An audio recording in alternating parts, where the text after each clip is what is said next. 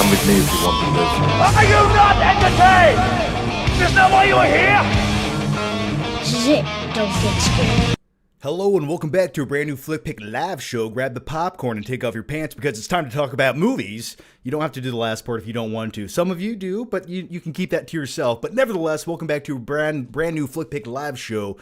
And before we dive into the main topic of the night and we talk about Captain America Brave New World, or some would call it a Brave New Disaster, I first want to share something with you. I have a delicious apple-flavored green Gatorade. And since 2008, when watching their Incredible Hulk in the theater, and Stan Lee, unbeknownst to himself, drinks that green beverage straight from South America that's laced with gamma radiation, I've always imagined that exact same thing every time I take a sip of a green beverage. I just hope and pray it's laced with gamma radiation. I don't know if that would be good or bad, but nevertheless, that would be awesome. In reality, you don't turn into a big green monster with amazing muscle definition and vascularity. No.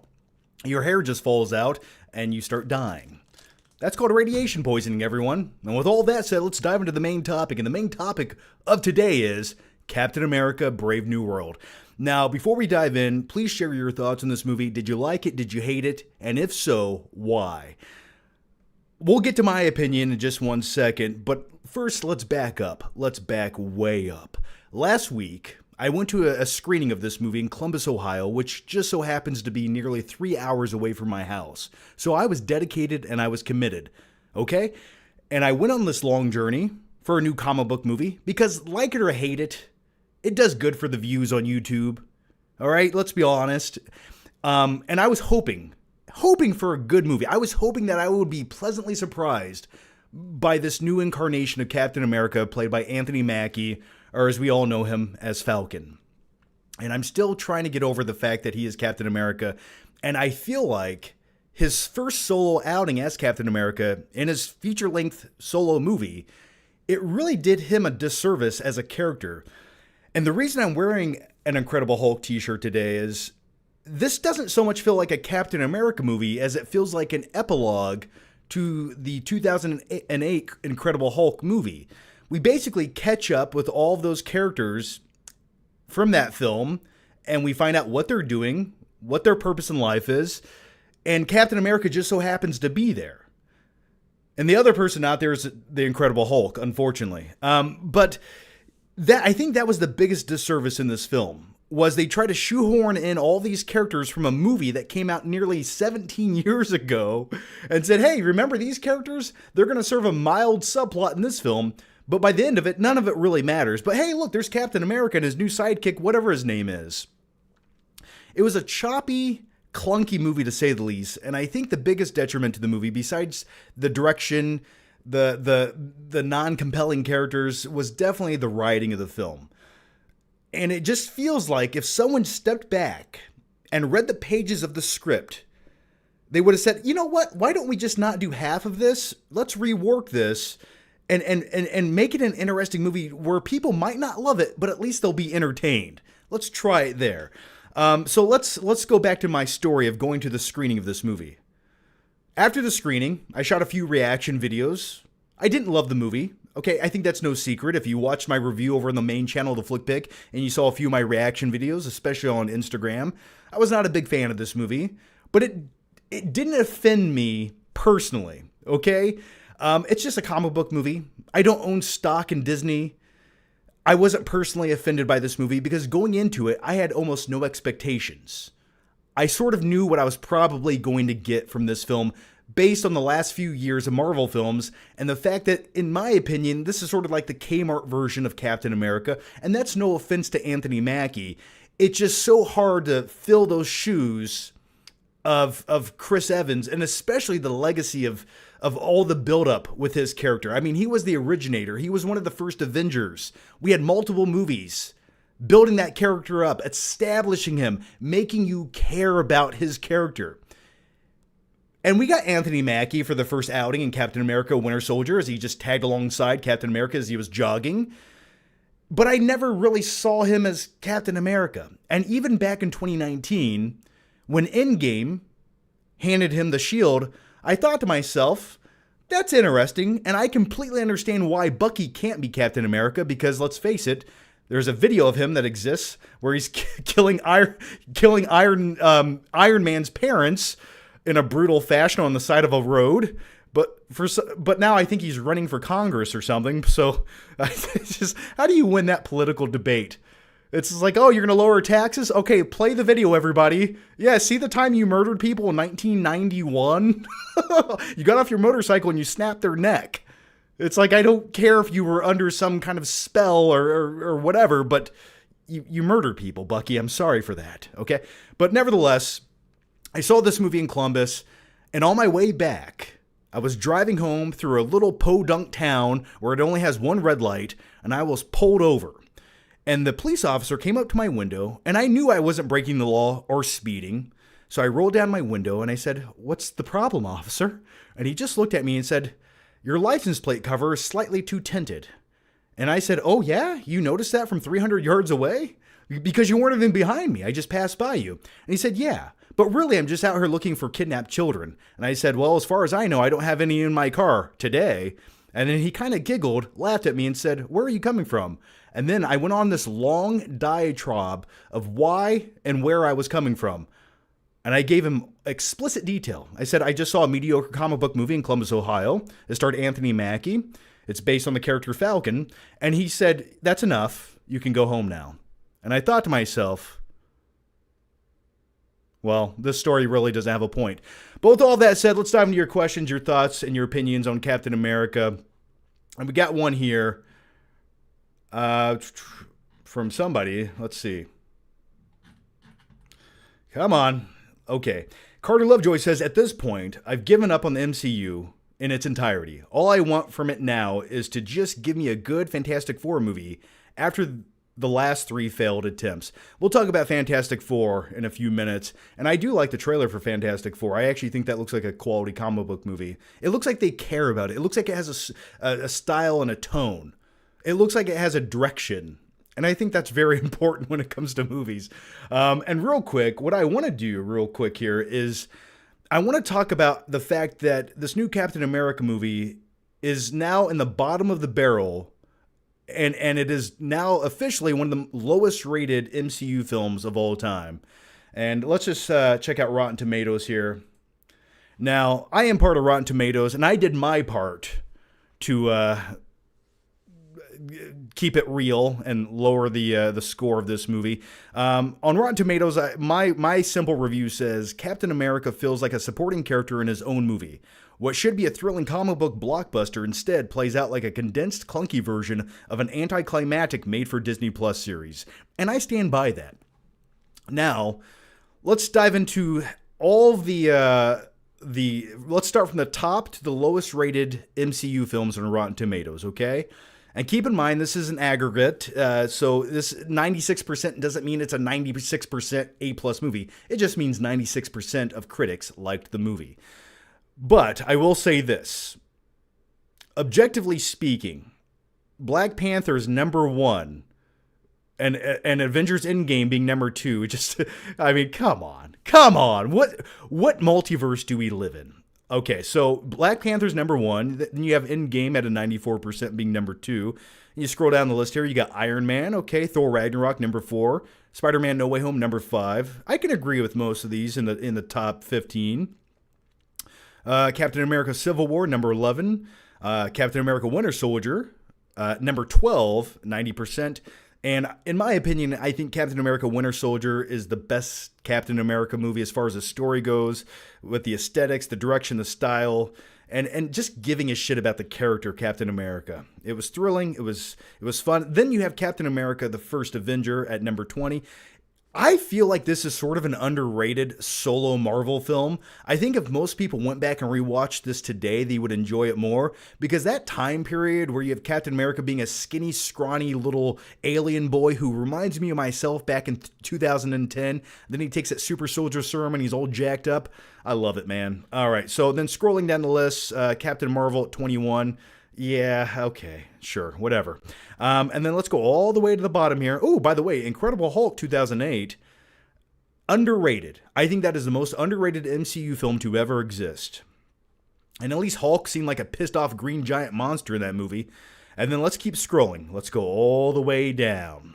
And then in the bottom three, you have Captain America Brave New World at 33 with a 50% on Rotten Tomatoes, so it's a pretty divisive film, cut right in the middle.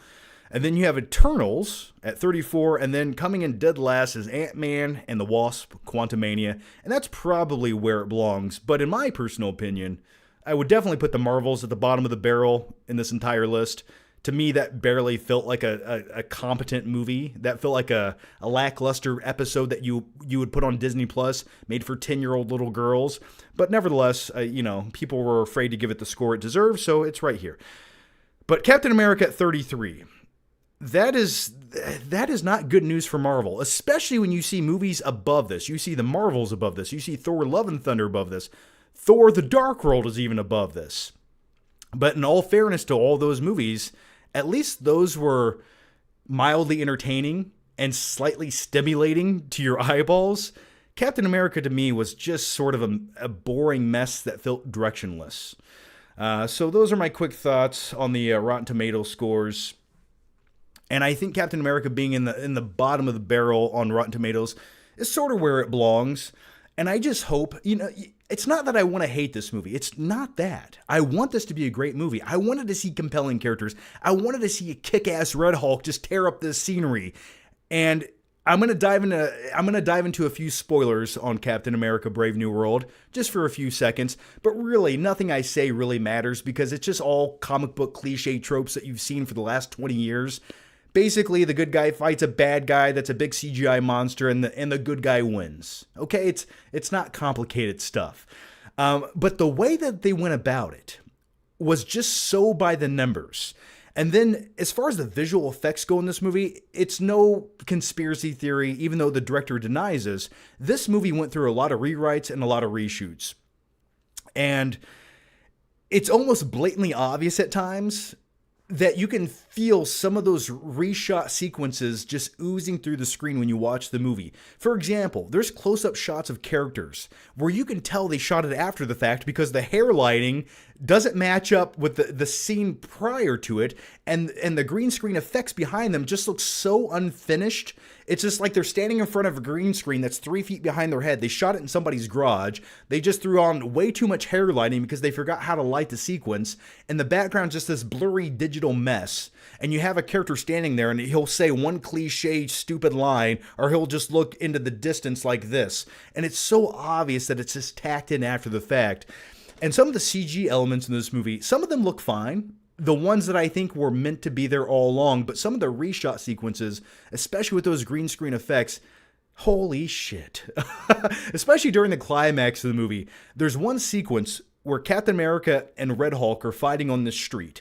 And there's some, what are they, poppy trees? Poppy trees? I don't know. Were they laced with cocaine? I don't know. But they were these pink trees.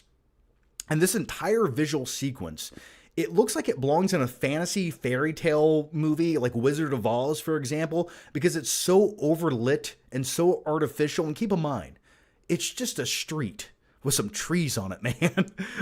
But it looks like the most digital thing generated by AI I've ever seen. And don't even get me started on how this movie concludes. Oh, I just don't buy it for a second. And also, Captain America's vibranium wings, good idea. It's tech that I feel like would enhance him to be in a fight with Red Hulk, but the way that his vibranium wings looked and functioned, they just look like they were unrendered at times. They're just magenta and weird looking and flowing, and it looked comical. I don't know. Why is it that this is the 35th film in the MCU, but it looks like it should have come out 15 years ago and been one of the first movies? And if it had been one of the first solo outings for an MCU film, I think some of the decision making in here would have been justified. I really do. Like the cliche tropes that you see, had that come out 15 years ago, some of that would have been new and exciting and fresh to see. But in 2025, being the 35th installment in the MCU, why does this feel like a made-for-Disney Plus episode of Falcon and Winter Soldier when it should feel like an epic feature-length film showcasing what's supposedly supposed to be the new leader of the Avengers, but it doesn't quite feel that way, or at least for me it doesn't. All right, so those are my quick thoughts on Captain America, Brave New World. Let's dive into your thoughts, your opinions. I would love to know what you guys thought about it. Matthew Cast, let's slide this bad boy over. Here we go. Come on. There we go. Matthew Castellanos says, John, I know you're not a huge fan of Disney's Star Wars, but I was just curious. Am I the only one who feels Rogue One is a tad overhyped? It's fine. I think the only thing that saves that movie is the end sequence with Darth Vader walking down the hallway. That was in fact a reshot sequence that really saved the film and made it memorable. That is the most memorable sequence in that film. All right, but it was an okay movie. You know, it was better than the later attempts at Star Wars movies, was it not? All right, the next one comes from Cody Gill, who says, do you feel the MCU shows ruin the quality of the MCU? I feel like the thing with Disney is I feel like they started pumping out a lot of content rather than focusing on quality, right? It's like here's quantity over quality. And then we got She-Hulk, and then all bets were off. Anything was possible after that point. Could you imagine this just for 1 second? I want you to close your eyes and really imagine it. Imagine She-Hulk showing up in Captain America Brave New World and teaming up with him to take down Red Hulk. Could you imagine that? Her just twerking in the background as Captain America flies around with his magenta wings. And spoilers, he stabs Red Hulk right in the belly button, and then he instantly loses the battle and the movie's over. That's all it took. That's all it takes. A sharp object made out of vibranium, and then you win that battle with one of the most fierce characters in the MCU. All right. John, you're missing Raw. I am, in fact, missing the one show I live all week to watch. That is Raw on Netflix, but you know what? I like you guys more. There, I said it, and I meant it. You guys come number one, and Raw comes number two. A close number two, though. All right, the next one. Flicks You Can Feel says, Phase 5 has been so bleak and boring. I agree. I don't know why the last 5 years for Marvel, outside of a few films that stood out, you have movies like Quantumania. You have movies like Thor: Love and Thunder, and now you have movies like Captain America: Brave New World, and it just feels like we're trying to salvage the scraps of the MCU after the events of Endgame. It really does. It feels like the JV squad are out on the court trying to make the winning shot for the game. And it's just like, yeah, but there's a reason you guys are on the bench for the last 5 years. So I just want good movies, you know, and I've been saying this for the last few weeks. Just give us X-Men.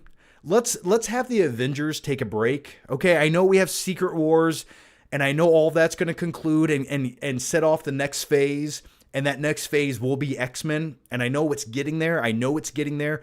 But damn it, let's go a little quicker, because I'm just tired of watching these mediocre characters that I don't really care about. So let's start a new phase, introduce the X-Men, and I think, and really in all fairness, I think the build-up with characters having solo movies and origin stories and getting to know them and then growing with them throughout the entirety of an entire catalog of movies like the MCU did for the last almost 20 years. And then you get that payoff and you feel like, that was worth it. I feel like we got that payoff and now we're just running on empty. So I want to reboot this, start fresh, and have the X-Men. And then we can copy and paste what you did with the MCU, with the Avengers, and just do it with the X-Men. And I truly feel like some of the X-Men characters are way more compelling, interesting characters. And I love the X-Men universe. So that's where I want the MCU to go. And don't get me wrong, I'm still excited for movies like Fantastic Four. GF Hostman says Age of Ultron was cool though too. Well, that was back in 2015, man. Roger something says the first Avengers is good, but it's just overshadowed by the other ones. I personally really like the first one. I like the first Avengers film quite a bit. I think it's better than Age of Ultron. And the funny thing is, go back and watch the first Avengers film from 2012. Watch the CGI. Like, get up to your screen and pixel peep at that shit. Look at the Hulk in that 2012 movie. That was everything he should have been. And then they nerfed him and neutered him. But even the visual effects in that movie, the Hulk looks amazing. And that's a movie that came out like 13 years ago. And now go watch the new Captain America movie. And as soon as this comes out on Disney Plus or Blu-ray, just pause it at some sequences and just look at it. Just look at Anthony Mackie with his wings on top of a missile in the ocean. It doesn't even compare. It's like when it comes to comic book movies, you can have a mediocre story, you can have shitty dialogue, but man, at least give me quality VFX, you know? Like, make the visuals look good if you have nothing else. All right, so let's dive into the questions here. And some of the questions you guys asked come from 17 minutes ago. And this one is from Whore by Jordy, who says, greetings from Sydney. My girlfriend and I are going to Las Vegas in March. What do you recommend we check out while we're there? Oh, man. Well, enjoy that. I would recommend going to some of the Cirque du Soleil shows. Maybe check out the Sphere. I don't know. Go to a strip club or something. I don't know. But I definitely recommend some of the shows. Like Cirque du Soleil are some really awesome shows. The show O is the one we went to. That was pretty good. We also went to a Michael Jackson Cirque du Soleil show. It was good, but I don't necessarily think I would recommend it to everybody. But it was a good time. All right. We had another super chat in here from Cody Gill who says, hey, John, what are your predictions for WrestleMania and what would you want to see to put... Oh, my God, I can't read this. What would you want to see to put over the top of the great Roman and Cody match last year? Predictions for WrestleMania this year? Well, it looks like Jey Uso's probably going to beat Gunther for the World Championship. Yeet. And then as far as Cody Rhodes, I'm not sure who his opponent's going to be, but if it's not John Cena, just count me as disappointed, okay? That's what I would like to see. Everything else, I'll take it or leave it. Cody Gill says, if the Avengers Secret War sucks, should they reboot? I think that's where it's going eventually. I think after they interject the X-Men in there, I think at some point we will reboot the Avengers and just start from scratch. And some other multiverse planet somewhere else, we'll have another version of Steve Rogers, we'll have another version of Thor. And at some point you're going to have to do that, right? Cycle, rinse, repeat. Give it time, we will eventually get there. Because it feels like we're sort of running out of ideas with the current slate. Or at least that's how I see it. All right, let me dive into one more topic of the day. And the last topic I want to talk about here is a little movie that came out. And if you guys have seen it, please share your thoughts. And we'll immediately get back to the questions here. So if you have any more questions, chime in now, type away, give me what you got. But yeah, so we had a... what the hell is that there? Okay. So We got a new... What is happening with this screen here? Sorry, guys. I'm incompetent. I don't know how to use my computer. I'll just do it like this. So, on Apple TV, I randomly decided, because we had nothing better to do this weekend, I was like, I want to watch something new, slightly mediocre, that will be mildly entertaining for 2 hours, but I'll probably instantly forget about it. And what is that movie? Well, it's the brand new streaming movie on Apple TV called The Gorge, starring Miles Teller and Anya Taylor-Joy. And as far as a streaming movie goes, I will say this. The concept sounded really intriguing. You essentially have two of the world's best snipers, and they're on opposite sides of this giant gorge. Imagine Satan's ass crack, okay? That's what the gorge is. And what they have to do on these two towers is guard whatever comes out of the gorge. And there's also automatic turret guns and spotlights, but for some odd reason, they only have two people guarding this gorge. Okay? Let's just throw logic out the window and embrace the concept, okay? Sounds cool nevertheless. And you have two A-list actors, and it's also from the director of Black Phone. He also directed what else did he do? He directed an MCU movie, Doctor Strange. He also directed that. So you have a competent director in there. And the first act of The Gorge I thought was somewhat interesting, and it had my attention. I like both actors, and it definitely felt like your standard streaming movie as far as the way that it was shot and the style and the look of it and the dialogue. And when I say all of those things, what I mean by that is when it comes to streaming movies, I really think, and I'm going to stand by this, I honestly think streaming movies made for Netflix, Apple TV, are intentionally meant to be, how do I say this, as dumbed down for the masses as they possibly can be, while not offending anyone and while not having the lowest lows of drama and thrilling aspects that might offend someone, but they're not quite to the levels of being super exciting or memorable. They like to play so mild. They're sort of a culmination of regurgitated ideas, tropes, and cliches that you've seen in every blockbuster movie for the last 40 years. And they condense all of those things and they run those ideas through ChatGPT. And what they do is they write those ideas down on a piece of paper called a script, and then they make that movie for a streaming service. That's how I look at streaming movies, right? They're made to be forgotten. But when you watch them, it almost justifies paying that subscription service.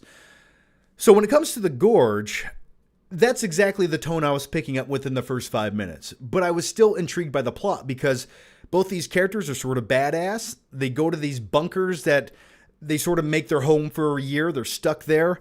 And then they have to guard this gorge. And the first act was fine. No complaints.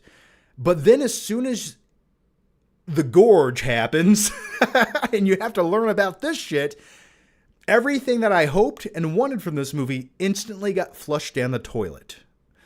And it turns into what I would say, it feels like the bargain bin version of movies like Mr. and Mrs. Smith meets Pirates of the Caribbean meets Annihilation. It's a culmination of all those things. And some people might say it has sort of a Resident Evil vibe in there, where it feels like a big budget B-rate movie. And I think that's a fair thing to say, but man, it just felt like the script was just being made up as it went, and it wasn't too well thought out. And by the end of the movie, I didn't care who lived or who died.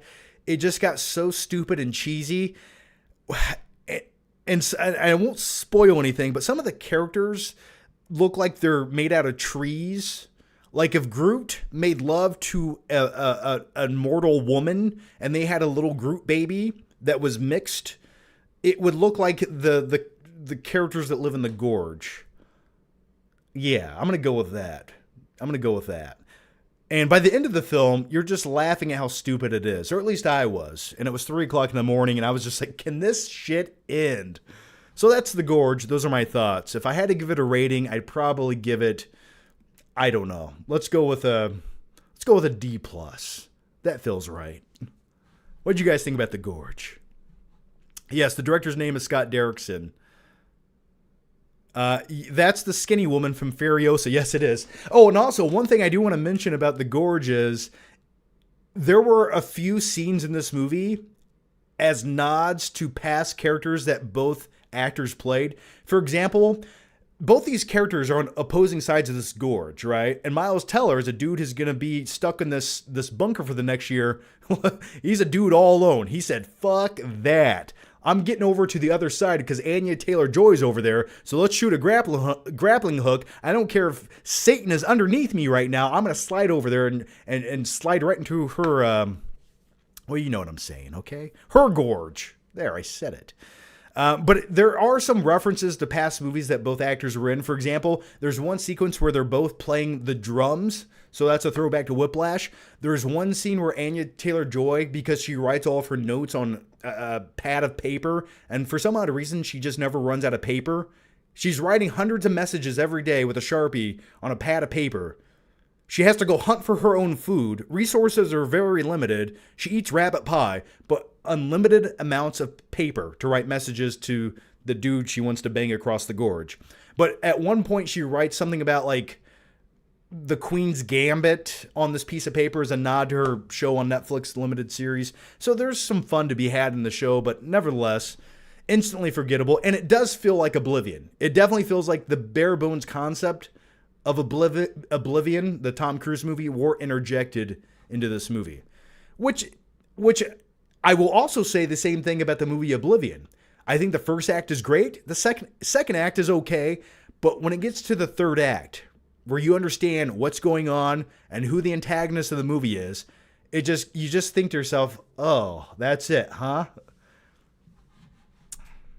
But all right, let's dive into the questions here. I just wanted to take a moment to talk about the movie The Gorge, because I will probably never talk about it again. All right, the next one comes from... Let's slide this bad boy over. There we go. Let's slide this over. Here we go. Okay, now I can read the messages a little bit better.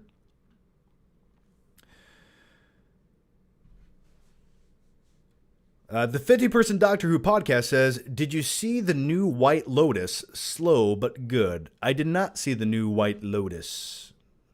It's good? Okay, I'll take your recommendation. I've not watched it. I know nothing about it. The Angry Gamer says, why am I getting Harbor Freight commercials during this live stream? Because I like cheap tools made in China that break after one use. Yes, I have went to Harbor Freight many times. And that is my review of Harbor Freight. All right, the next one comes from Wilson, who says, what up, Johnny Skeet? Tell the truth. Did you yeet when Jay won the Rumble? Can we get a yeet for the camera tonight? You're the best, man. We'll get there.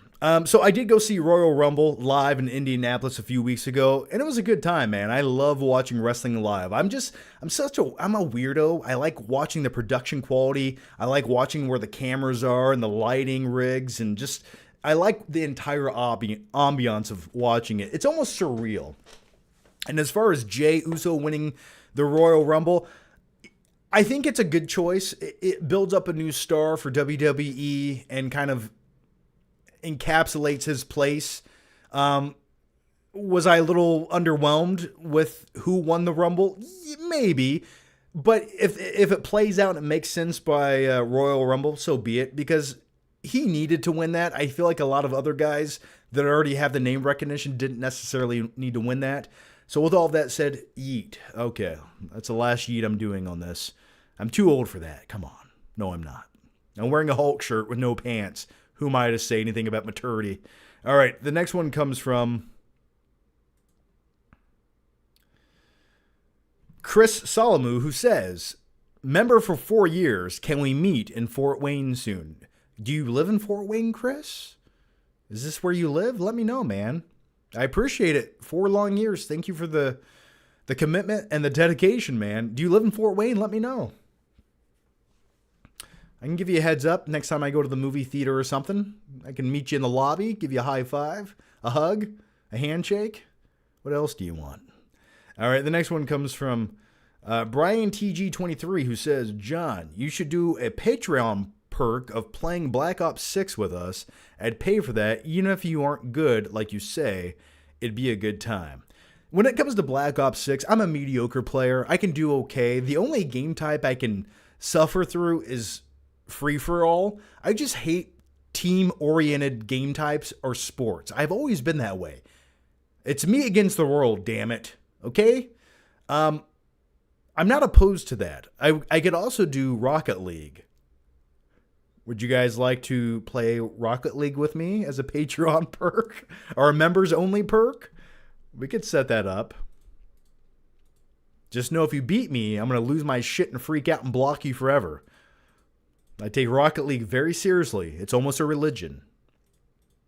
All right.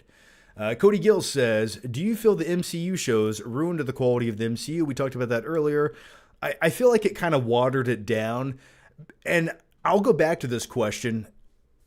I feel like with the MCU shows, when you overexpose some of your characters, especially what's supposedly your A-list characters in the MCU, I don't feel like it does them any favors. I really don't. I feel like it's too much. I think less is more. For example, if Captain America, after Captain America the First Avenger, had a TV show, I think that would have almost spoiled Captain America by the next time you see him in the MCU. He wouldn't feel as special or as grand. And I sort of feel like Winter Soldier almost did that same thing for Anthony Mackie's version of Captain America. It sort of just like watered him down a little bit. Like the mystique is gone. If he had his first solo movie instead of a TV show, I feel like that almost would have been a bit more beneficial. I really do. All right, the next one comes from Daddy Needs to Chill. Okay, let's go with that. Hey, Flicky, these live shows are my therapy. They helped me mentally and even cured my erectile dysfunction. Thank you. Well, no, thank you. And I like to say, if you're seeing me, you're having the worst day of your life. But in this case, you're just getting a massive hard-on. So congratulations. I'll take that as a positive. I don't know how I feel about it, but you're welcome. Let's go to the next one. It's getting weird. I'm not going to lie to you. I'm throbbing too. Hiram Lavonis says, fantastic Fugazi. Fugazi. It's all the same. Night King 01 says, I saw Brave New World last night. I read some of the reshoot leaks. Apparently, that Lady Ruth had powers originally. It made total sense considering that that assassination attempt, she threw a guy across the room with one hand, and she never does it again. Yeah, that's one little aspect I can talk about. So, Lady Ruth, who is like the new Black Widow lady, who's like 4'11" and weighs 23 pounds, she's in this movie. She's built like Ariana Grande from Wicked. I just want to feed her protein. I just wanted her to get healthy.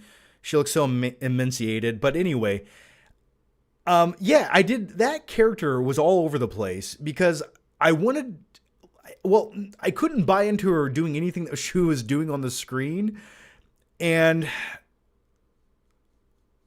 I'm trying to think what she reminded me of. I'll get back to it. But yeah, it almost felt like she should have had powers, but never did. And I didn't comprehend it either. I really didn't. Is that even the character I'm talking about? I don't know. Christopher Butcher says, hope you are well, John. Well, I'm doing pretty good. How are you doing, Christopher? And thanks for joining me, man. And how are all of you doing tonight? How's everybody doing? Sponsored by Viagra or Blue Chew? I'll take either. I once turned down a sponsorship for Blue Chew, which is essentially the off-brand version of Viagra. They reached out to me once, and I just felt like, I was like, this doesn't fit my content, but looking back on it, it really does. All right. The next one. The next one comes. GF Hostman says, by the way, did you finish Cobra Kai? It ended on a good note. I did see the clip with Johnny from Cobra Kai on TikTok as I was taking a crap. So yeah, I did see that. Other than that, I have not found the time to watch the last part of Cobra Kai just because I just got to a point where I don't care and I'd rather just watch the highlight reel of Cobra Kai. Am I looking forward to the new Cobra Kai Legends show or whatever it's called, the Karate Kid Legends? Sort of, kind of, yeah. I want to check it out, but I did not watch the series finale. No, I did not.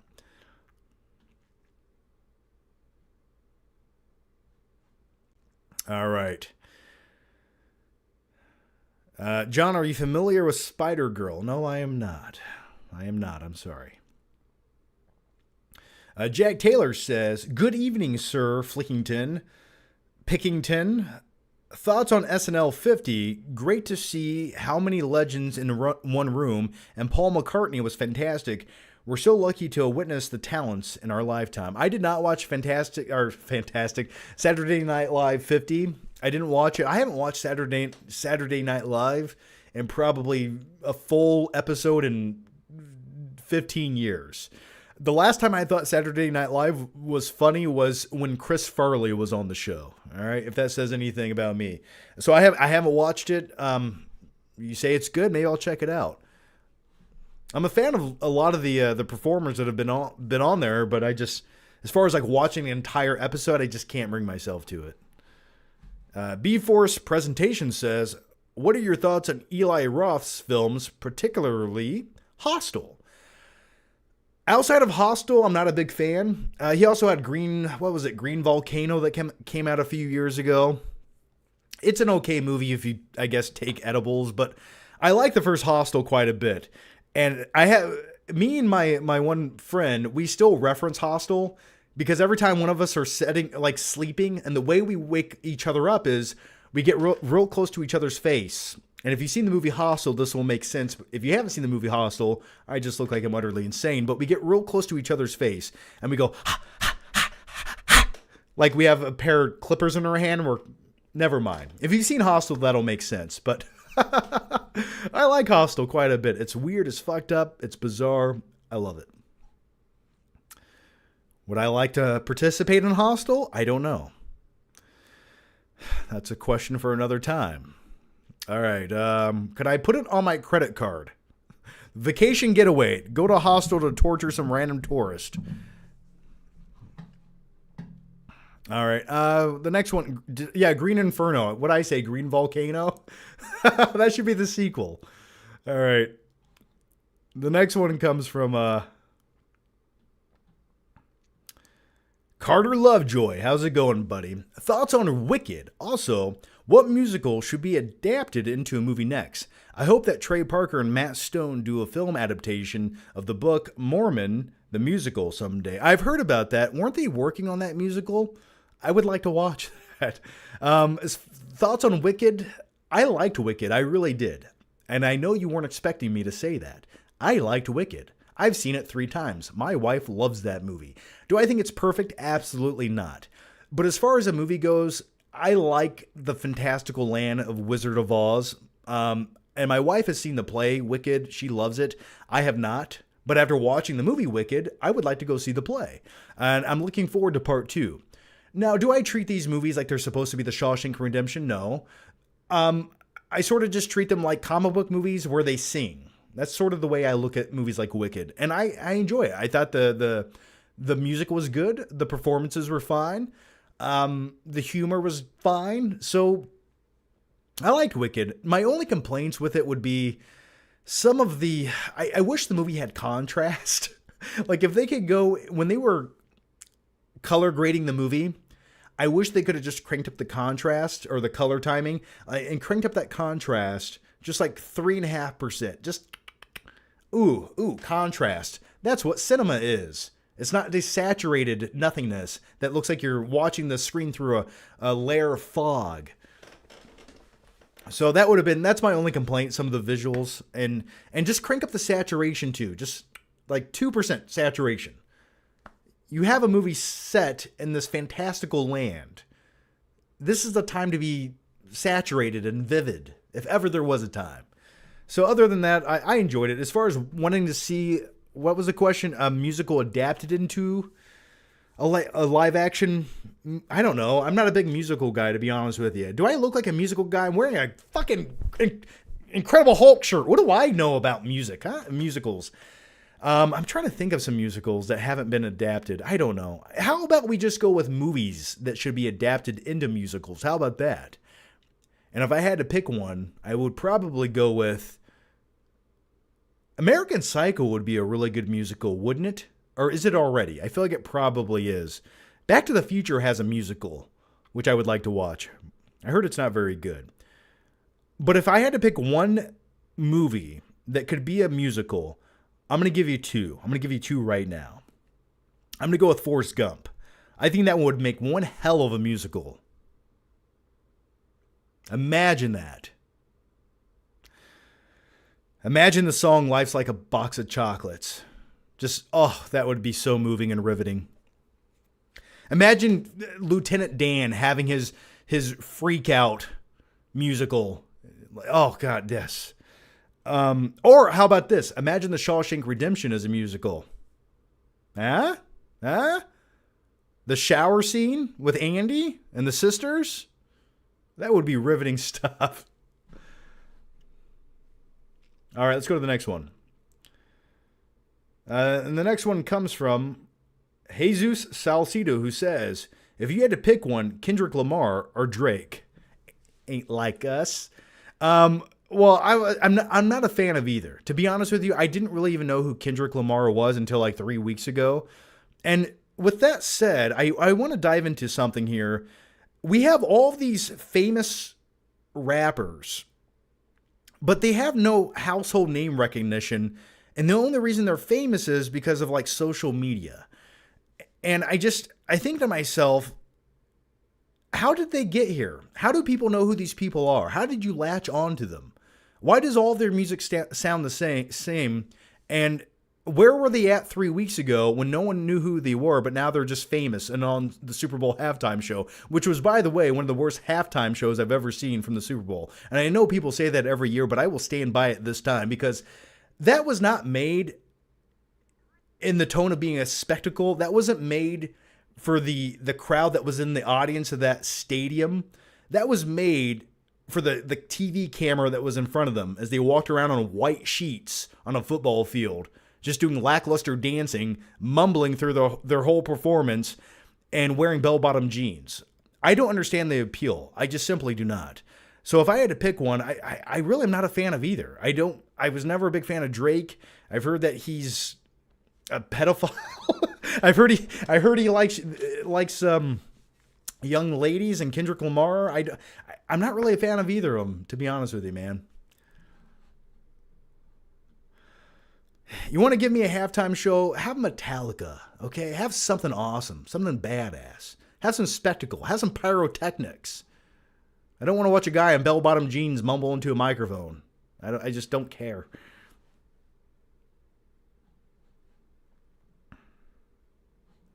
All right, the next one comes from Taylor Goodwin, who says, I was expecting them to be demons or something. Yeah, going back to the Gorge, I thought they were going to be like Satan's spawn. I thought they were going to be like leftover souls leaking out of hell. And that first shot in the Gorge where Miles Teller's first presented with the antagonist of the film. By the way, they did not tell these two snipers protecting this Gorge any information whatsoever. They just put him there and said, yeah, just there's some machine guns and do your best. No information provided. And it's like, these are top secret snipers that have dealt with classified information their entire career. They are the best of the best. And you can't simply tell them what the mission is? I think they can handle it. You might want to set them up to be able to do their job. Just crazy. But anyway, yeah, that's what I was hoping for too. I thought they would be demons. Yeah, have Nickelback come back to the Super Bowl.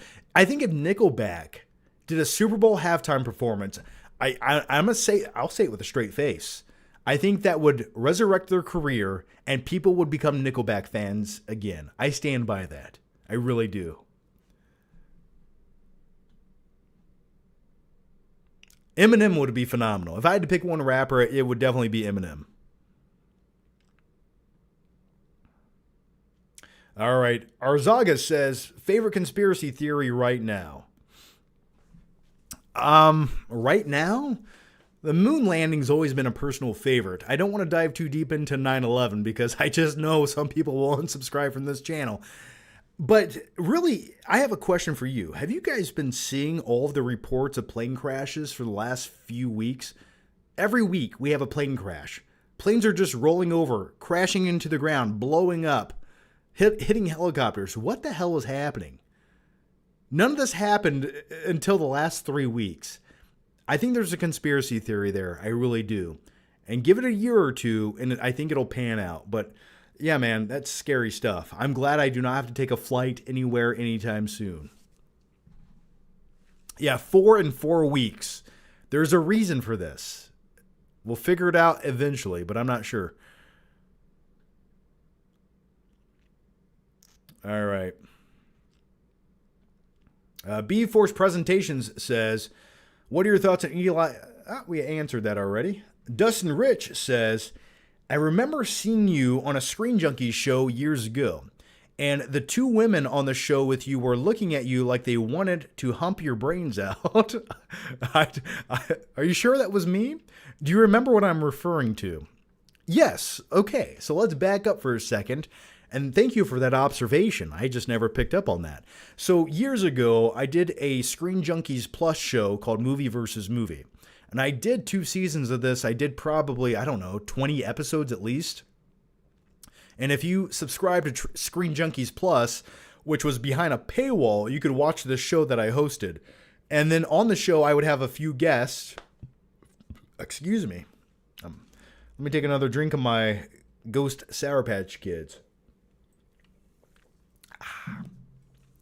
So on that show, I would interview guests and I would talk about movies. And the goal of the show was to narrow it down to which movie you would watch for a movie night with the selection that I gave them. So it was a fun time. But yeah, specifically, I don't know which episode you're talking about. It might be the only one you can find on like YouTube because they did release 1 episode on YouTube. So I think we're talking about Interstellar.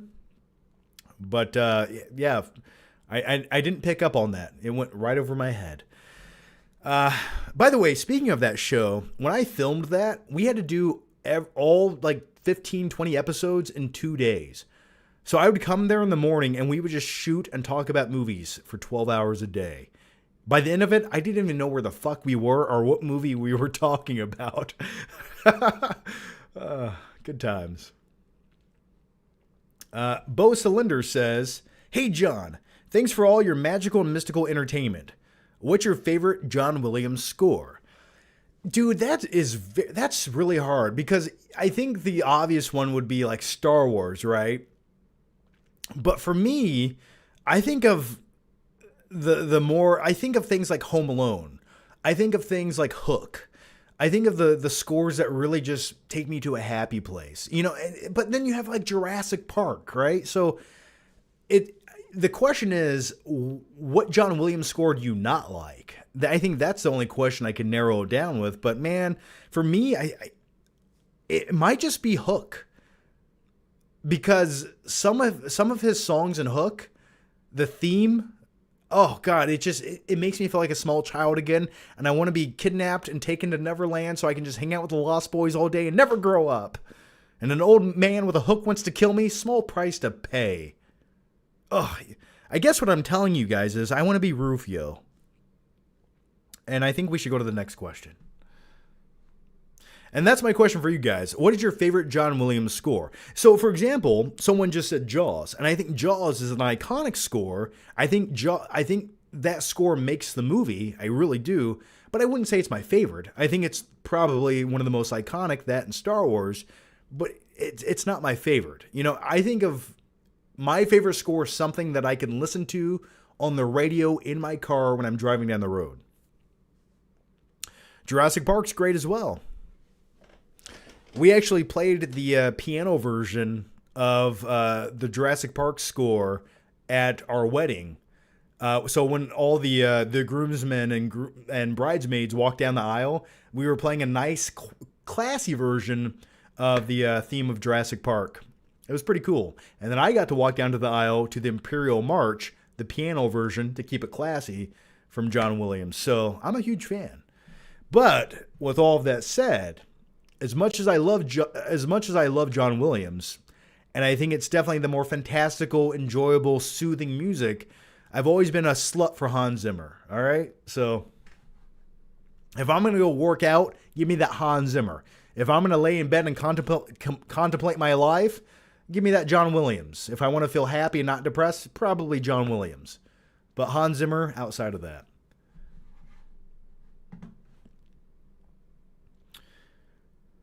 Thoughts on Nolan's Odyssey cast? I talked about that in multiple live shows ago. I think it's a stellar A-list cast. I'm curious to see how it all plays out. They just released the first image of Matt Damon today as Odysseus. And he kind of looks like I expected him to look. I'm just hoping that he has a really heavy Boston accent in this movie that took place 2,000 years ago.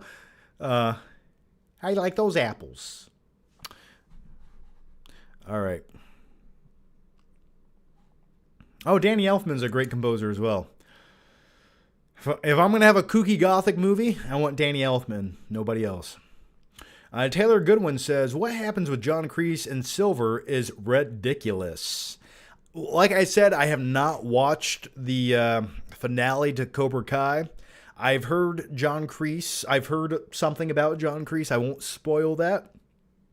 But you know what? I think anything that happens in that show, it's just at this point, anything that can happen will happen. If John Kreese just explodes for no reason, I would go, yeah, that makes sense. I don't know. Maybe I need to go watch it now because I love me some John Kreese. John Kreese is my spirit animal, okay? Yeah. Cobra Kai, Vietnam. Let's hang out with these small children. Why? Because Cobra Kai. John Kreese should be on some registry list somewhere, and he should not be allowed within 500 yards of a school zone. I'm just putting it out there. Any old man who hangs out with children that much and only cares about Cobra Kai, it's like, come on, man. There's something else psychologically going on here. But with all that said, I love John Kreese. In Vietnam, we didn't have arms, so we had to use snakes. Like, it's just like anything that fucking guy can say relating to Vietnam, he'll say it. Daddy Needs to Chill says, yeah, Matt Damon might be the wrong actor. I like me some Matt Damon, man. He can act. I'll just wait and see the movie. I'll trust in Nolan. I will.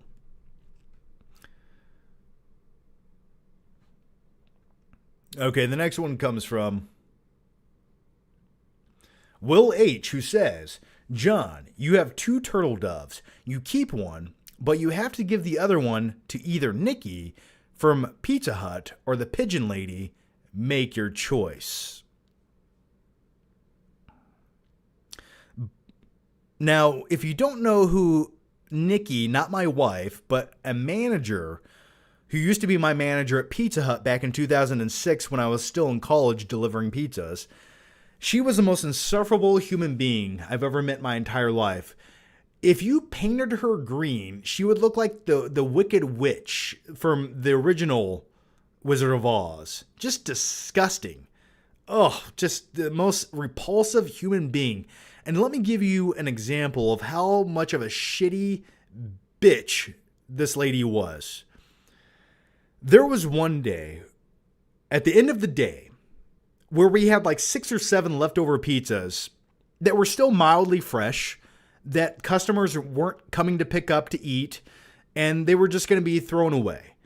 And usually these pizzas go to the people that are working. Oh, you're hungry? Here's a pizza. You're hungry? Here's a pizza. Eat it. Take it home. Do whatever you want. This insufferable piece of shit human being who I hope if she's alive, and I hope she's watching right now, I hope you're in a lot of agonizing pain. But what she did at the end of the day, because she was just such an insufferable she was having a bad day. So what she did is she took all these pizzas off the top of the oven and she just took them out to the dumpster and threw them away. And you know, it took everything in my power as a human being not to walk out there and just snap her neck and throw her in the dumpster and close the lid and go, But anyway, what was your question? Oh, yes. I would probably rather give the turtle doves to the pigeon lady. And that's saying something, because I find her utterly repulsive as well. But at least she didn't throw pizzas away. Fresh pizzas. You know what? I'll say this, and I'll stand by it. You can be covered in pigeon shit. And I still find that more respectable than throwing away a good pizza. Okay? Let's go to the next question.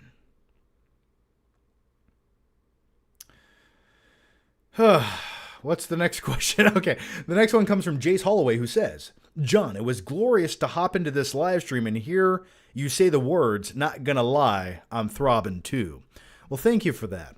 That's the quality entertainment I like to bring.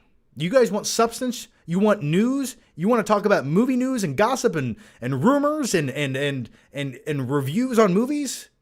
We get some of that too, but mostly I just talk about throbbing. I don't know, man. Let's go to the next one here. Jack Taylor says, kill one, marry one, F one, Adam Sandler, Mike Myers, Dana Carvey.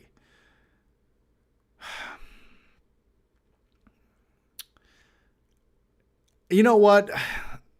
I want Dana Carvey.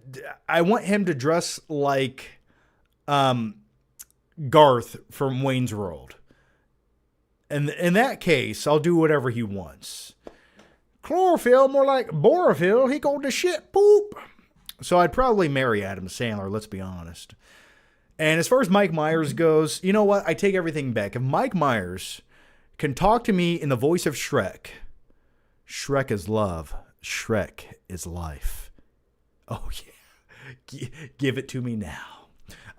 Let's go to the next question. Will H says, Metallica should be the next Super Bowl halftime show considering it's going to be in their hometown next year. That's San Francisco. They haven't had a rock act in like 15 years. Switch it up. They'll set the stage on fire. Figuratively and literally. Hell yes. Give it to me now. Yeah, Metallica's like my favorite metal band of all time. If they want to play the halftime show, I'm ready for it, and I think they should.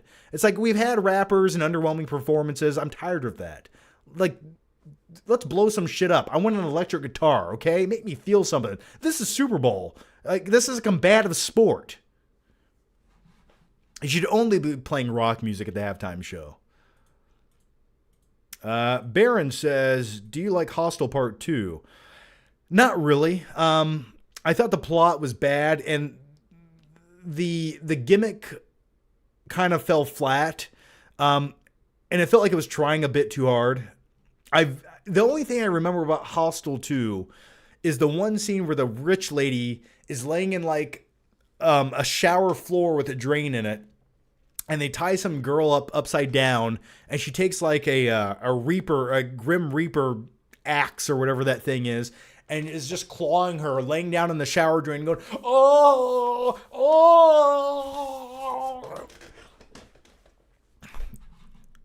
That's what I remember about. That's what I remember about Hostel 2. And with all that said, I kind of want to go back and rewatch it now. Andy Kumar says, did you watch the Dawn 2006 trailer, Bollywood? I have not, man. I have not watched it. Didn't we talk about that on the previous live show? I'll check it out. I'll check it out at some point. But thank you for reminding me. Christian Corbett, says, that's an old man take. What's an old man take? That you should only play rock metal music at a football show? I don't know. You know what? I'm going to stand by it. I really am. Like, do you want to see more performances like the one we just got? Did that get you excited? Was that thrilling? Did that get your adrenaline levels pumped up? Not me, man. All right, let's go to the next one here. Will H says, John, why can't Hollywood get a proper adaptation of Doom video games made into a movie that's actually good? Nick Cage in Mandy felt like a Doom movie at times when he was killing the villains in those hellish landscapes and middle score. Well, first of all, not only will we never get a good Doom movie, we'll never get a good video game movie, let's all be honest. I've been waiting a long time for a good video game movie, and I can't think of the last great one I've seen. since 1995, and I'm talking about Mortal Kombat, what is another good video game movie? I know someone's going to say Gran Turismo. I know they're going to. But to me, that was just a mediocre racing movie. You know, that's what that felt like. You know what? Fine. We'll say that's a good version of Gran Turismo, but really, was it? I don't know. So yeah, I can't think of the last good video game movie. And Doom, I don't know. It's not really high on my list. I was never a huge fan of it. So I don't know, man. And talking about video game movies, we have a new Mortal Kombat movie that's coming out. Supposedly, when is it coming out? Like August, October, somewhere in there. And we have a poster for Johnny Cage on there. And I'm sort of excited, okay? I'm sort of excited for this new Mortal Kombat movie. Now, if you go back to the previous one that came out direct on HBO Max in 2020, was it 2020? That to me had some good ideas, but man, it fell really short, and it wasn't quite the Mortal Kombat movie I wanted it to be. It kind of was for the last 3 minutes of the movie, where you got Mortal Kombat, but before that, you got some generic character who had no name recognition, who was just a made-up character for the movie, when really you have all this lore and all these great characters to reference and utilize from the Mortal Kombat games for the last 20 years, but nah, fuck all that. Let's put generic guy in there. And the scene that really took me out of the latest Mortal Kombat movie was when this guy, who, whatever his name was, generic guy, fought Goro in a garage. You heard that right. He fights Goro in a garage. Like some garage that's behind someone's house. That's where this fight scene takes place. Listen, if I was making a Mortal Kombat movie that cost $7 and I was shooting it with my phone, I can promise you, I would probably at least put that epic fight sequence anywhere else besides a fucking garage behind someone's house. Just putting it out there. If it took place at a Chuck E. Cheese, that would be an improvement. That would be a much more epic environment. Yes, his name was Cole Young. Yeah, Cole Young. We all remember that great character.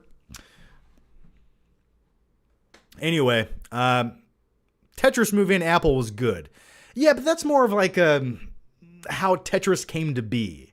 So I guess it's a movie based on a video game, but it's not like a Tetris movie. It wasn't like watching blocks fall down for 3 hours.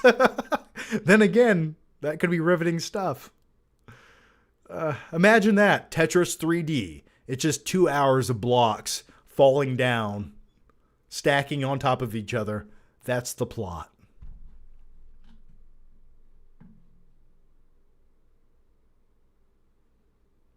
All right.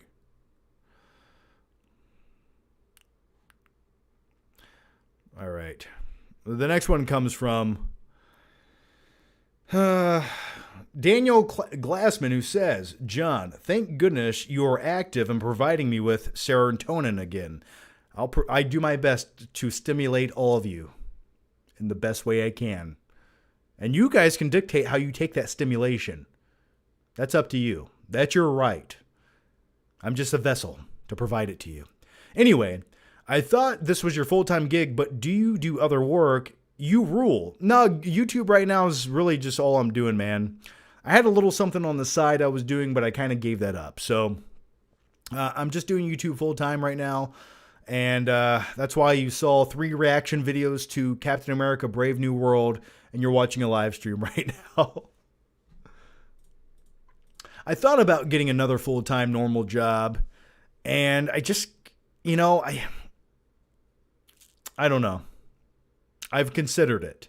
It's on the back burner, but that's a last resort. I'd rather die trying at YouTube than just give up too quick. So the next one comes from Baron, who says, have you seen Eli Roth's Thanksgiving? Are you excited for the sequel that is coming out this November?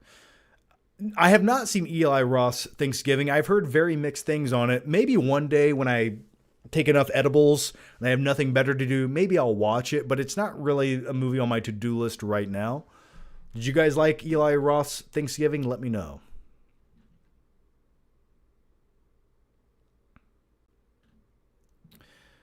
All right, the next one comes from, someone said Wreck-It Ralph for a video game movie. Sure, but at that point, we're kind of reaching. when it comes to video game movies, it has to be a pre-established video game that was then later made into a movie, okay? It can't just be a movie that has based with video games. Come on. Now, I know it has nods and cameos from video game characters, but the major plot does not revolve around them, so it doesn't count.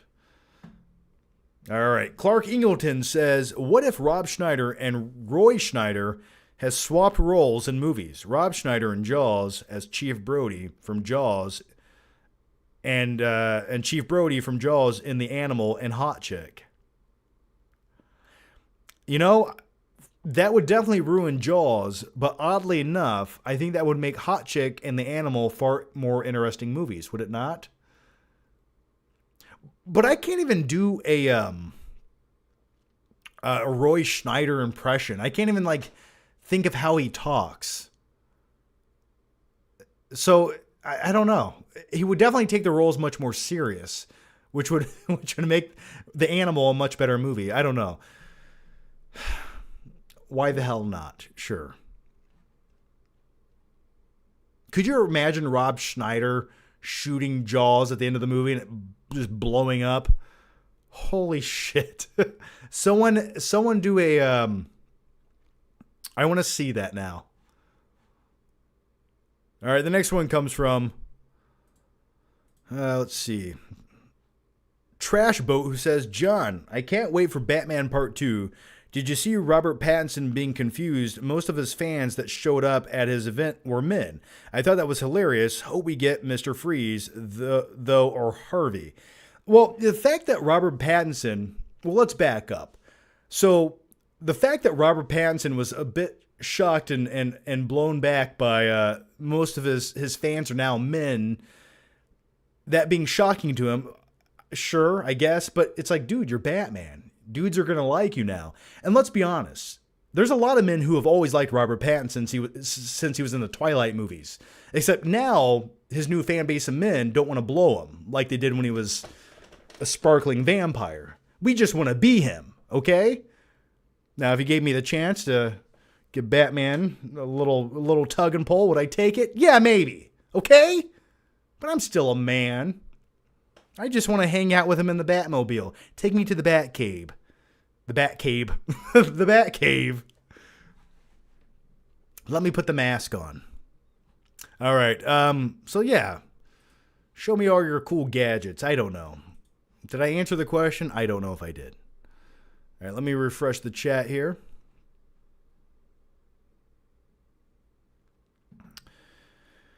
All right. The next one comes from... The angry gamer says Robert Pattinson is not Batman. Well, I mean, technically he's Batman now, man. I don't know what to tell you. I like him. Mickey 17 looks like badass. I'm sort of excited to see it. I'm hoping it's a great movie, but I'll be honest with you, the trailers don't get me overly excited to see it. As much as I like Robert Pattinson, I like Bong Joon-ho. Bong Joon-ho? Is that his name? Bong Joon-ho? The director of Parasite. As much as I like the director, I like his previous film. The trailer does not get me all that excited for Mickey 17, man. I'm going to check it out. I'm hoping it's good. I'm glad that they moved the release date up. They pushed it back, then they moved it up to March, 17th or something like that. So I'm excited to see it. Batflick was better. Yeah, I mean, Batflick was better for that incarnation of Batman, but damn it. He was in such a bad, bloated piece of shit movie with a terrible script.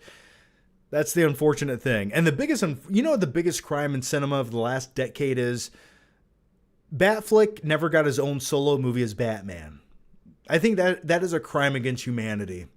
And everything that I know about that solo movie, it sounded great. It sounded phenomenal. It was almost going to be like James Bond meets Batman with Deathstroke as the main antagonist. Ugh, what could have been? How we never got that, I'll never know.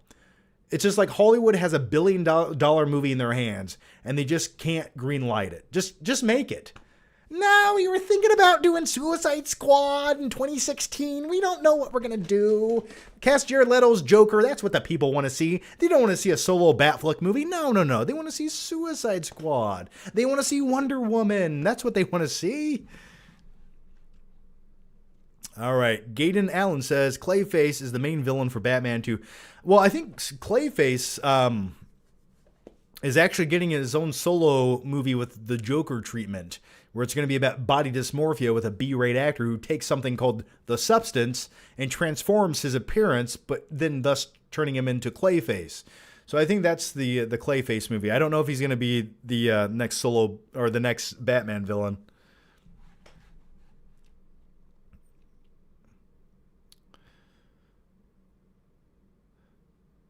All right, the next one comes from Flicks You Can Feel. Thunderbolts will definitely be better than Suicide Squad. Yeah, Thunderbolts looks fun.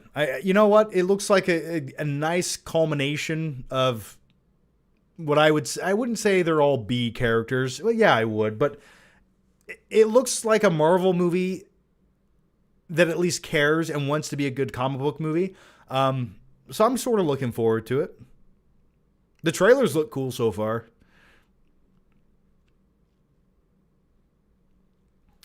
Okay, the next one comes from Clark Ingleton, who says, Point Break remake had great surfing and extreme sports scenes. Characters were very dull, though, 6 out of 10 overall.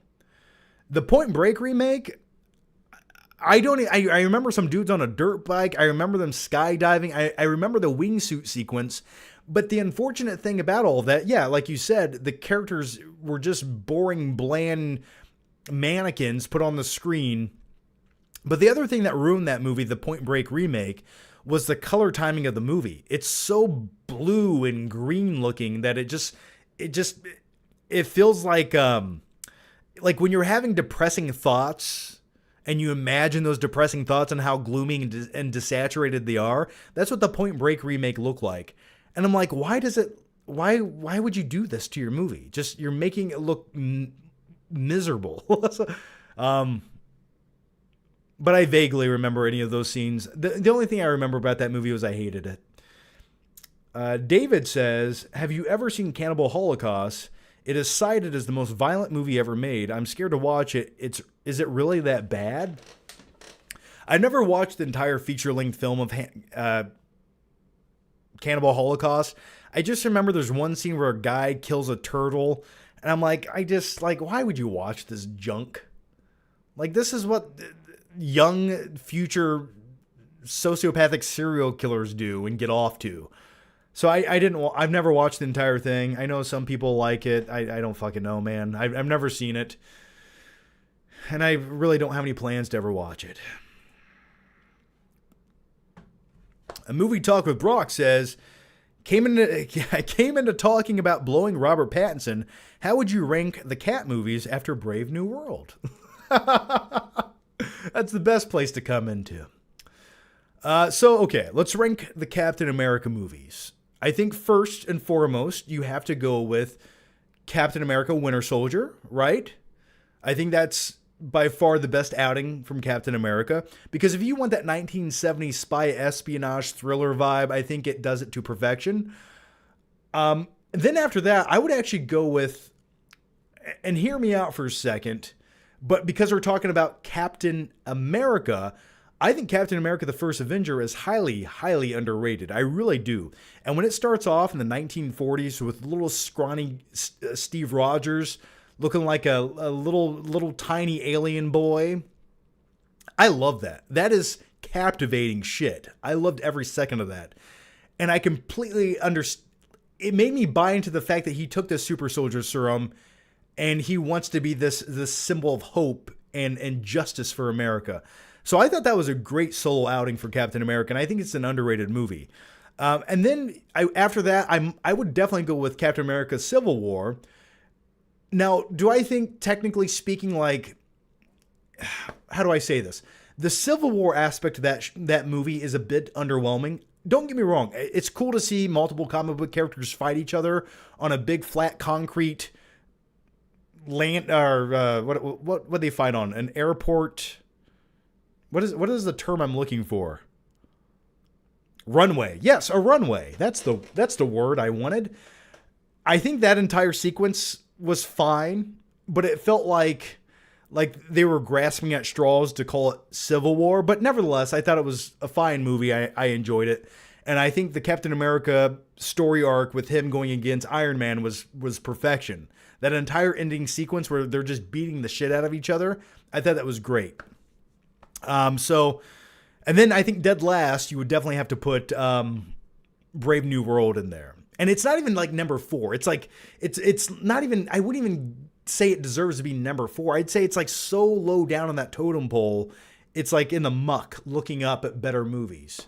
So those are my rankings for the Captain America movies. No, Civil War is great. But when you say Captain America movies, I don't know. I put the other 2 solo outings above Civil War. For me.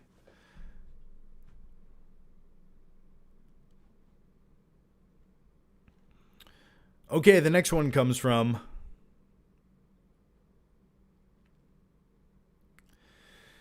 who's it? Oh, okay, here we go. Night King 01 back again. How's it going, man? I missed the last half hour or so. I'll be brief, but were you confused when Sam Wilson took 2 knives and a tomahawk as well as a round from a revolver and just shrugged it off and they were like bee stings? I don't even remember that scene, man. What? Was that some fight scene where he got stabbed 5 times? I don't know. At some point, I think I turned my brain off for that movie. I really do. I'm just still stuck on the way that Red Hulk was defeated. I just can't get over it. Like, that's all it took. That's it. That's all it took. That's it. Okay, fine. So, as far as your senior talk, I don't remember. You know what it is? When I think about Captain America Brave New World, who cares? Spoilers! If you don't want to hear it, just put your earmuffs on for the next 2 minutes. But when it comes to reintroducing the characters from The Incredible Hulk, which, by the way, that was a movie from like 17 years ago, when it comes to putting them back in this Captain America movie, especially the leader, who just looks like some B-rate TV show character from the Power Rangers, and his entire plot as this villainous guy lurking in the shadows who's the smartest man alive, who at the same time just says the most obvious shit. like this is your master plan. You're the smartest man alive. Your brain was literally injected with gamma radiation, and this is your plan. Okay, fine, let's go with that. But his entire master plan, it just didn't make any sense. And it was so easy for Sam Wilson to what am I looking for here? The plot goes nowhere. It ultimately doesn't matter. And it's like you waste all this screen time building it up for nothing. So when it comes to the leader, I just feel like he didn't even need to be in the movie. And at some point, I wish he wasn't. Yeah, the smartest man infused with Chat GPT. Yes. And then don't even get me started on the after credits scene of Captain America Brave New World. And Harrison Ford in the movie. I like me some Harrison Ford. I really do. And it feels like he was doing everything he could with what the script gave him, but it didn't give him anything to do or say that was like compelling or meaningful or mattered. It's just like, okay, you play kooky old guy who's now the president. The entire government agency surrounding you consists of like 3 people. One of them is a 5'5", 120-pound girl who is now your security advisor. And outside of these 3 people, it's like the entire United States government doesn't exist in this movie. And the only thing he does throughout this movie is give a shit about some treaty with Japan, which ultimately doesn't matter. And he's making all of his own phone calls to everybody. Like, he has no one working under him. He has no vice president. He has no Congress. There's just no one else working for the president in this movie besides himself. And it just feels comical. It felt like a Captain America movie that should have cost like 1/10 the budget that it did. And maybe that would have been the best thing for everybody. Make a small-scale Captain America movie that doesn't feel like this bloated comic book movie. Maybe that would have been the best thing, but he just feels like a president who was very incompetent. He's bipolar, and I don't understand how he was elected president. I really don't, but let's go to the next one here. Yeah, predictable to say the least.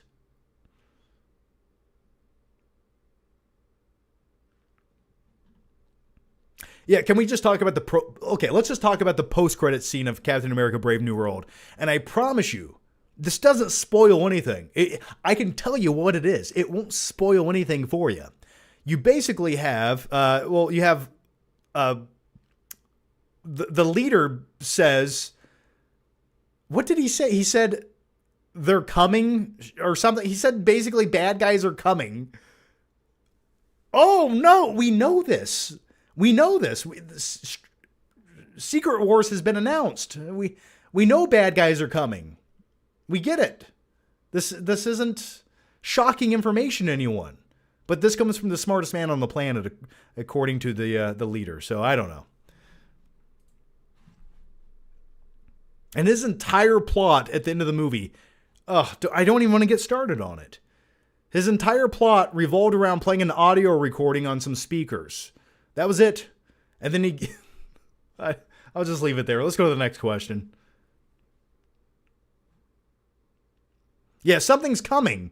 Yeah, no shit, we know. The next 5 years of Marvel have been announced. You mean more bad guys are going to come to Earth? Oh. All right, let's go to the next one here. And that is, oh gosh. Here it is. Movie Talk with Brock says, we already answered that. Sony Chavez says, did you quit the job that cut your face, and was that the story again? Something about a ladder. Yeah, well, at my previous job, this ladder fell out of a ceiling and swiped across my face and gave me 6 stitches. So yes, that is the job. That is the job you're referring to. Could have lost an eye that day. It really puts things into perspective, and I mean that. Clark Ingleton says, thoughts on boogie boarding on a wavy beach best? What? Oh, thoughts on boogie boarding on a wavy beach best? I don't know what that means. I've never went boogie boarding, man, so I don't... It sounds like a good time. The Riddle of Steel says, hey, John. What is your favorite or most deserved movie death scene? Describe it in gruesome detail. Most gruesome death scene or most deserving gruesome death scene? Well, I can think of a lot of bad death scenes.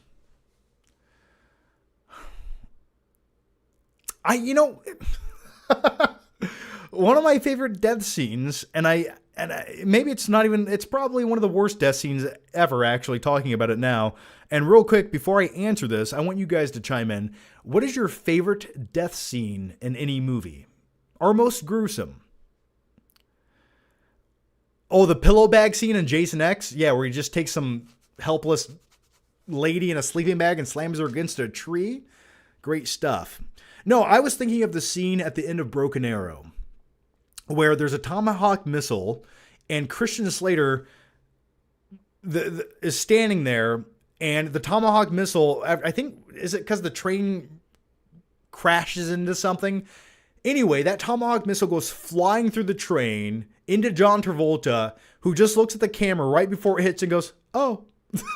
And then cut to what looks like an obvious mannequin just standing there as this Tomahawk missile impales it? Yeah, impales it out of the back of a train car. It's great. Someone said Scar from The Lion King. Good stuff. Caden Allen says workers' comp, baby. Yeah, but they just only paid for the stitches, man. I didn't get anything extra. I should have probably sued them. Maybe I still should.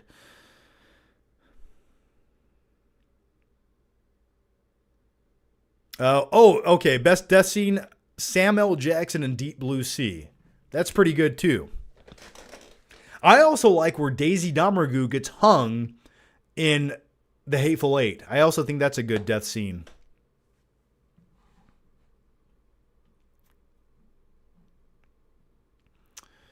What else we got here? I was trying to think of another death scene I quite enjoy. I can only remember the bad ones, though. Oh, I'll tell you, you know what? I'll tell you one of my favorite death scenes. And you don't really, it's not a gruesome death scene, but it's a death scene that feels appropriate and it feels earned and it feels like that's what the character wanted.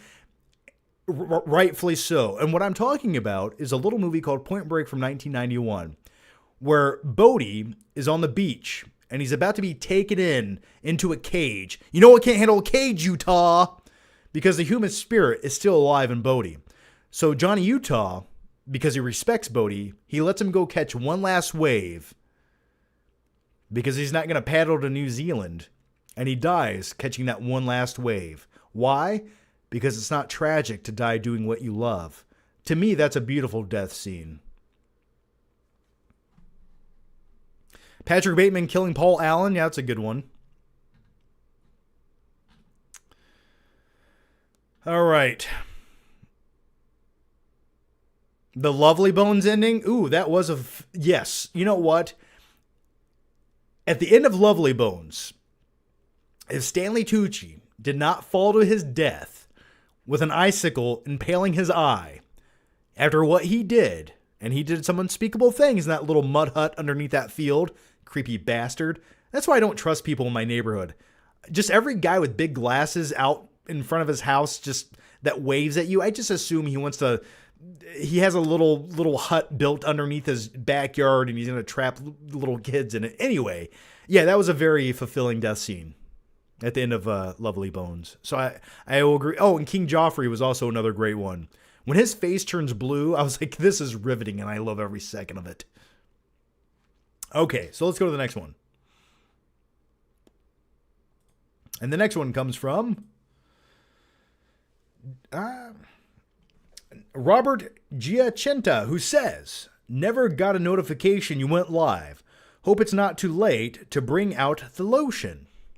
Well, thanks, man. Did you get the monkey popcorn bucket? I didn't know there was a monkey popcorn bucket. No clue. I did not get it, though. Yeah, by the way, if you guys don't get a notification that we go live, just click the stupid bell notification or follow me on X, because I always post the live streams there before we go live. I do my best. So, yeah, and also, if you guys want to give the video a like, if you're watching, you're mildly entertained. I know it's a lot to ask for. I know you don't want to do it. Just can you fucking click like on the video? That's all I want. That's all I need. Make me feel good about who I am and what I'm doing in life. Just click that stupid little thumbs up button that accreditates me as a person and as a what am I? Am I an influencer? Whatever I am. Just click that like button. Give it to me now. Oh, yeah, it feels so good. More. All right. Or don't. Either one. All right, let's go to the next question here. The next one comes from David, who says, do you like Rob Zombie's The Devil's Rejects? The ending of the song Freebird was pretty awesome. I vaguely remember that movie. I'm Willy Wonka, and this is my chocolate factory. It was one of those movies I always sort of laughed at, not with. But I don't remember a lot about the movie, man. The last time I saw it was probably in theaters. I'm not a huge Rob Zombie fan of his movies. Music, some of it's okay, but movies, not a big fan. Night King 01 says, I was just laughing at how they kept saying he's not a super soldier, and then he gets stabbed in the gut by a tomahawk, shot point blank, and then stabbed repeatedly with only one t-shirt, and somehow still fights. Meanwhile, Cap got shot by Bucky and was taken out. Oh, yes. Okay, now I'm picking up what you're putting down. Yeah, I'm going to be honest with you. I know the whole sequence, and I get that it's supposed to make him like a stronger man, not choosing to take the super soldier serum. But I'm sorry, take the super soldier serum. If you want to be Captain America, take that shit. Come on, man. Do what it takes to get the job done. You're not dedicated to this role. The only thing that makes you special are those vibranium wings. Without them, you're just some fucking dude. Okay?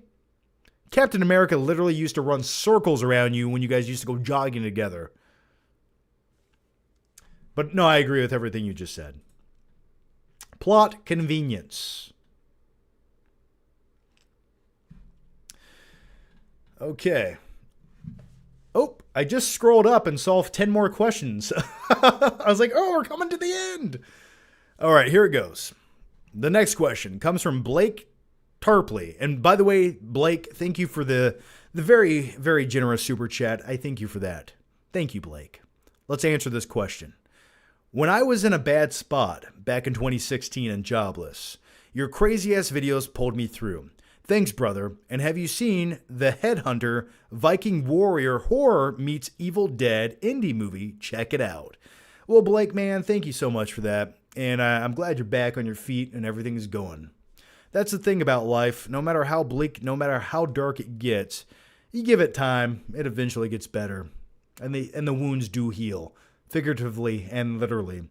That or else you go down into a spiral of depression, anxiety, and you just want to jump off a cliff. But I'm glad you didn't, Blake, and I'm glad you're here. And I've been where you are.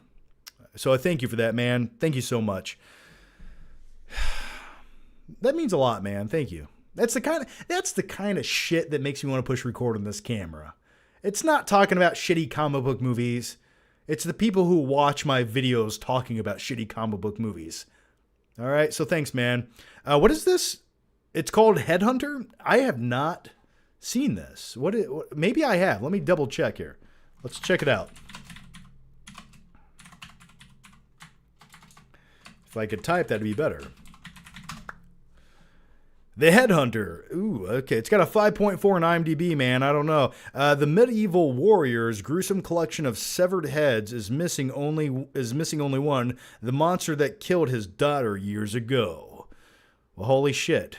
But it's got a 94. So this has a 94% on Rotten Tomatoes and a 5.4 in IMDb. What is happening here with all this? It looks like critics love it. Audiences didn't necessarily like it all that much. Okay, that's interesting. I'm going to check it out. I'm going to add it to my my watch list, and I will definitely at least watch the trailer. But thanks for the recommendation. Have you guys seen this movie? Is it any good? But nevertheless, man, thank you so much, Blake, for the super chat, man. Thank you. And I love you too.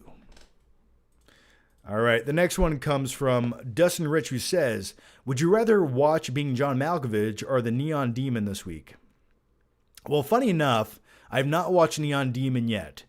And the wife and I have it on the to-do list, me and the Mrs. Flick pick, have it on the to-do list. So at some point, I will get around to watching Neon Demon. Unfortunately, what I did with my weekend was I said, hey, we have nothing better to do. Let's watch a mediocre streaming movie called The Gorge. So that's what we did. But I will watch it eventually. I would like to go back and rewatch Being John Malkovich. It's been a long, long time since I've seen it.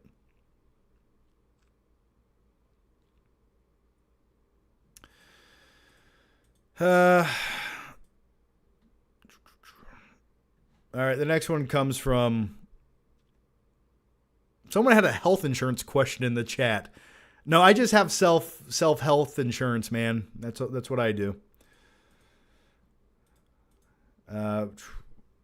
Night King 01 says, speaking of bad over-the-top deaths, I have to mention the villain Screwface from Marked for Death. He gets his eyes gouged out. He then gets his back broken over a knee like Bane, then thrown down an elevator shaft and impaled by a giant screw. Well, holy shit. If I'm going to go, that's the way I'd like to go. I've never seen that sequence. I've never seen that. I don't think I've seen it. No. Chris Solomu says, plans this week. What is today? Is it Monday? So here are my plans this week, okay? After I get off this, I'm immediately going to go take a shower because I think I forgot to put on deodorant today and my armpits smell like the pigeon lady. because I had to snow plow my driveway because it snowed this week in Indiana. We had about 4 inches of snow in the driveway, and that's just no good. So I did that today. So I was a little bit sweaty. And then immediately after this, I'm going to take a shower. And then what I'm going to do after that is probably take some drugs. And then after that, I'm going to watch Raw on Netflix because that just takes me to my happy place. Watching big muscle-bound dudes covered in baby oil wrestle each other. I love it. Give it to me now. And then after that, I'm probably going to fall asleep. And then this week, I have a few videos on the to-do list. I'm either going to do most anticipated movies or my top 10 movies of the year. And my only goal with those were to put those out before the Oscars came out. It's like if the Oscars can come out and talk about their favorite movies of 2024, well, I can come out and do it a month later too. I've never stood by the logic of crapping those videos out in December because I haven't watched every single movie from 2024 yet. So I have like one more movie to watch, and then I'm going to make those videos this week. And then other than that, at the end of this week, my buddy who's getting married in April, we're going to go to his bachelor party. So me and like 10 other dudes are going to be in an Airbnb up in Michigan. Hopefully that's a good time. And then maybe I'll bring my Batman mask and we'll really make it a good time. And then other than that, that's it. That's all I got. My life's pretty boring, I'll be honest with you. I'm just a dude sitting in a room in his underwear talking about movies with you. But I thank you for coming here to watch it. It does make me feel good about my life. All right, the next one comes from... Okay, GF Hostman says, out of all the videos you made here, which one is your favorite to make or one that got you launched your channel? Oh, looking back on it, I don't know. It's hard to say. I will say this. Talking about Batman v Superman and comic book movies from 2014 to 2016 really launched my channel. Because at the time, there wasn't 7,000 videos of people talking about everything related to movies on YouTube. And the other great thing was not everyone was just shitting out movie news videos instantaneously. Like you could have something big happen in the movie news world and you still had a few days to make a video on it and it would still be topical for a week or two because it wouldn't be bombarded with shit tons of other content on top of it instantaneously. So with all that said, over the years, if I had to go back and look at some of the videos that did the best for me, as far as like obtaining viewers and views, some of my Blu-ray collection videos have stood the test of time. Those always go up in views and always get new subscribers, especially when physical media was still a thing. And there's a couple movie reviews that still do pretty well that bring in new subscribers. So I don't know. I could potentially try to figure out that answer if I looked at my analytics, but just go with what I'm saying. I think those are the couple videos that have done well.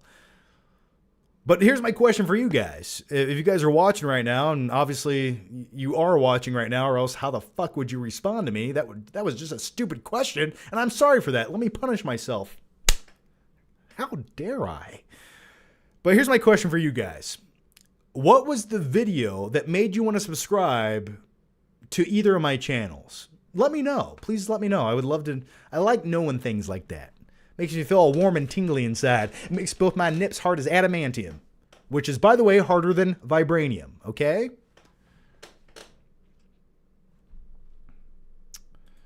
All right. Night King 01. Night King 01 says, did you laugh at the scene where the leader was taunting Ross to Hulk out on the ship, even though Ross could have just taken off his headphones? Yes. Well, that goes back to the leader's shitty plan.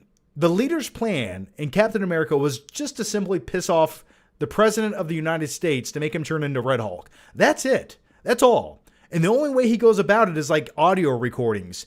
And the only thing he says in these audio recordings is, oh, you want to get mad, don't you? Oh, what are you mad or something? What are you going to do about it? And it's just like, that's it, man? That's your fucking plan? Oh my God. It's like, how about you just hire someone to go up and slap him in the fucking face? Call me crazy. That might get him pissed off. Stupid. Stupid. All right. I'm getting worked up now. The more I talk about this, the more I just want to shit on it. Okay, the next one comes from, can't pick an exact video, but flick trips were the best, especially Black Friday videos. Oh, thank you for that. Yeah. You know what it is, man? I would love to make Black Friday videos still, but the truth is I don't have anything to show you on Black Friday. I literally went out this last Black Friday and I was like, I'll make a video. I will do it. And then there was nothing to show you. I couldn't find movies. There was no good deals. It's like, hey, here's some TVs that cost the exact same they've always cost. You guys like this? There was nothing to show you. It was really unfortunate. Merle Jack says, the movies Blu-ray collections are the best, but Johnny can believe you destroyed Joker 2. Oh, thank you for that. Yeah, the time I drilled through Joaquin Phoenix's face with a drill. That was a good live show.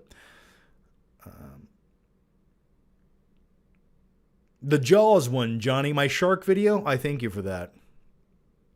If I had a pool in my backyard, I would give you a sequel to that.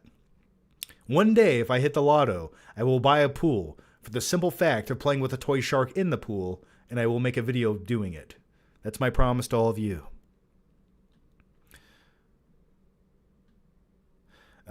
Roger something says, the Jaws video really blew up for no reason. And by the way, if you guys are YouTube members, please chime in right now. If you guys have any comments, questions, thoughts, opinions, whatever, just chime in. The Jaws video, yeah, I don't know why that blew up. I think it was just the algorithm liked sharks. I talked about a GoPro camera in the video for no reason. And that's it. That was it. I don't know why. 2 million views later, here we go.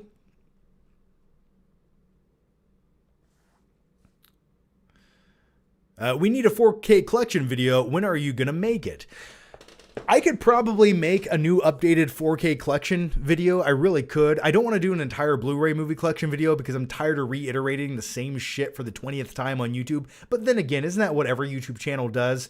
So I would probably like to make an updated 4K collection video. I could do it. I have way more movies than I had even a year or two ago in 4K. And so I could do that for you. We could do that at some point. Sure, why not? That's a good idea, man. I will add it to the list. Worst movie I've ever seen, I could not tell you that off the top of my head. I mean, besides the Point Break remake in 2015, recently it would be Captain America. I don't. Jeff Hostman says, Flick House tour soon? Maybe one day. I will definitely do a Flick Cave tour. If you guys are YouTube members or Patreon supporters, I did put up a tour video of the Flick Cave and my theater room. I put that up a few months ago. So if you guys go to the community tab, excuse me, I got to burp out that Ghost energy drink there. But if you guys are members or whatever, go to this YouTube channel, go to the community tab, scroll down. You'll see a tour video of the Flick Cave. It's like 16 minutes long. But I will put out another one at some point for everybody on YouTube. I was kind of trying to get it finalized. It wasn't the Flick Cave it didn't feel complete until just now. Like I feel like I could show you it. There's some cool stuff in here now. The ambiance is just right. So yeah, why not? The impressions of Mark Wahlberg and Nick Cage, that got you to subscribe? I'm surprised. I'm surprised you didn't unsubscribe. All right. People on YouTube are very fickle. You say the wrong thing, people will unsubscribe from you. If you don't like a movie as much as someone else did, they will unsubscribe to you. And it begs the question, so you subscribe to a movie review channel, but you only want to hear opinions that you agree with. And what I would like to say to you, if you're one of those people, why don't you just go look in the mirror? Look dead into your own eyes and just say everything that you want to hear about the movie that you liked. And then thus you'll feel fulfilled. That's it. That's what some people want. It's a bizarre thing, I'm telling you. But, all right, let's go to the next question here. Jay Flick says, are you going to make a most anticipated video? Yes, I am. Yeah, that's my goal in the next week or two.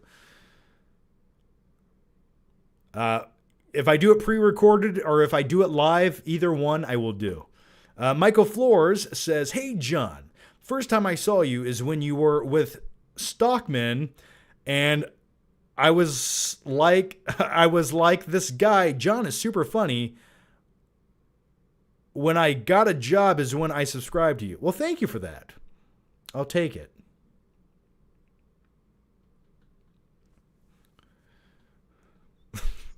I had a great joke for that, but I'm not going to do it. Not going to do it.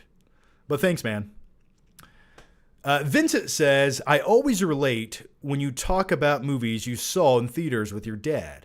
My dad passed away when I was 12, in 12th grade. My older sister and I always talk about the movies we saw with him that we were too young to see."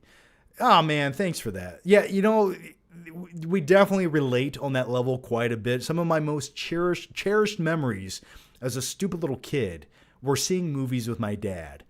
And the thing is, I have to ask myself, did I always like movies, or do I like movies so much because they give me that emotional connection I always got when I was a kid in those events? I don't know. Maybe it's a culmination of both of them, but I think that definitely was going and hanging out with my dad on the weekends and seeing movies.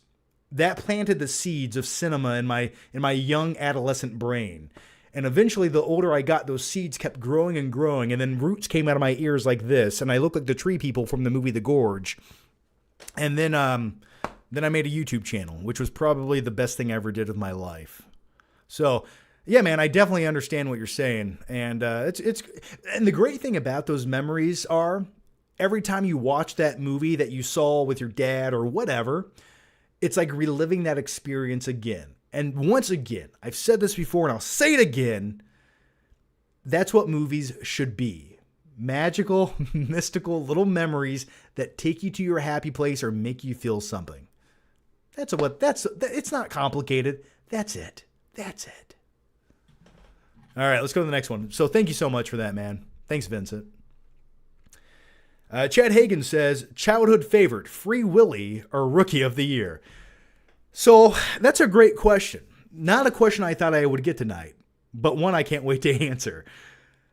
I like me some Free Willy. I do. There's nothing better than watching a little unlikable adolescent child free a whale who's in captivity. Okay? That's moving to me. That's one of the many reasons I never went to SeaWorld. I don't condone that shit. I really don't. So, but with all that said, I'm going to go with Rookie of the Year. Because whenever you have a little kid that breaks his arm and then can pitch for the Yankees, or was it the Cubs? It was the Cubs. That to me is, that is storytelling at its finest. And especially when you're a kid watching that, you think, okay, so if I break my arm, I'm going to be a famous athlete. Sounds great. And in reality, when you break your arm as a kid, it just fucking hurts.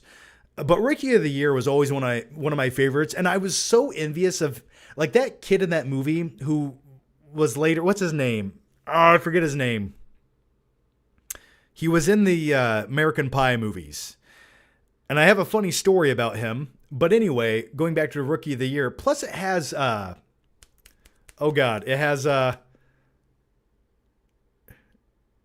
has the Rocket. Why can I not remember this actor's name? Gary Busey. Oh my God, I almost forgot Gary Busey's name. So hungry I could eat the ass out of a dead rhino. You told, give me two.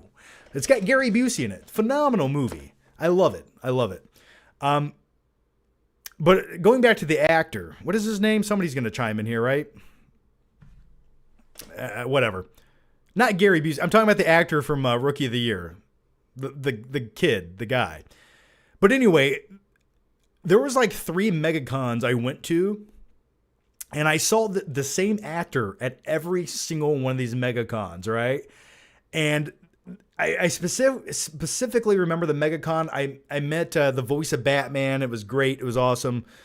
But he was sitting there at his table, and no one went up to his table. And like for the 3 hours I was at MegaCon, not one person went up. Yeah, Thomas Ian Nicholas. Seems like a nice guy, right? But not one person went up to his table for the entirety I was at MegaCon. And I kept looking over at him from a distance going, oh man, this is weird. Like, And I'm like, he's a famous enough dude, right? So, I don't know.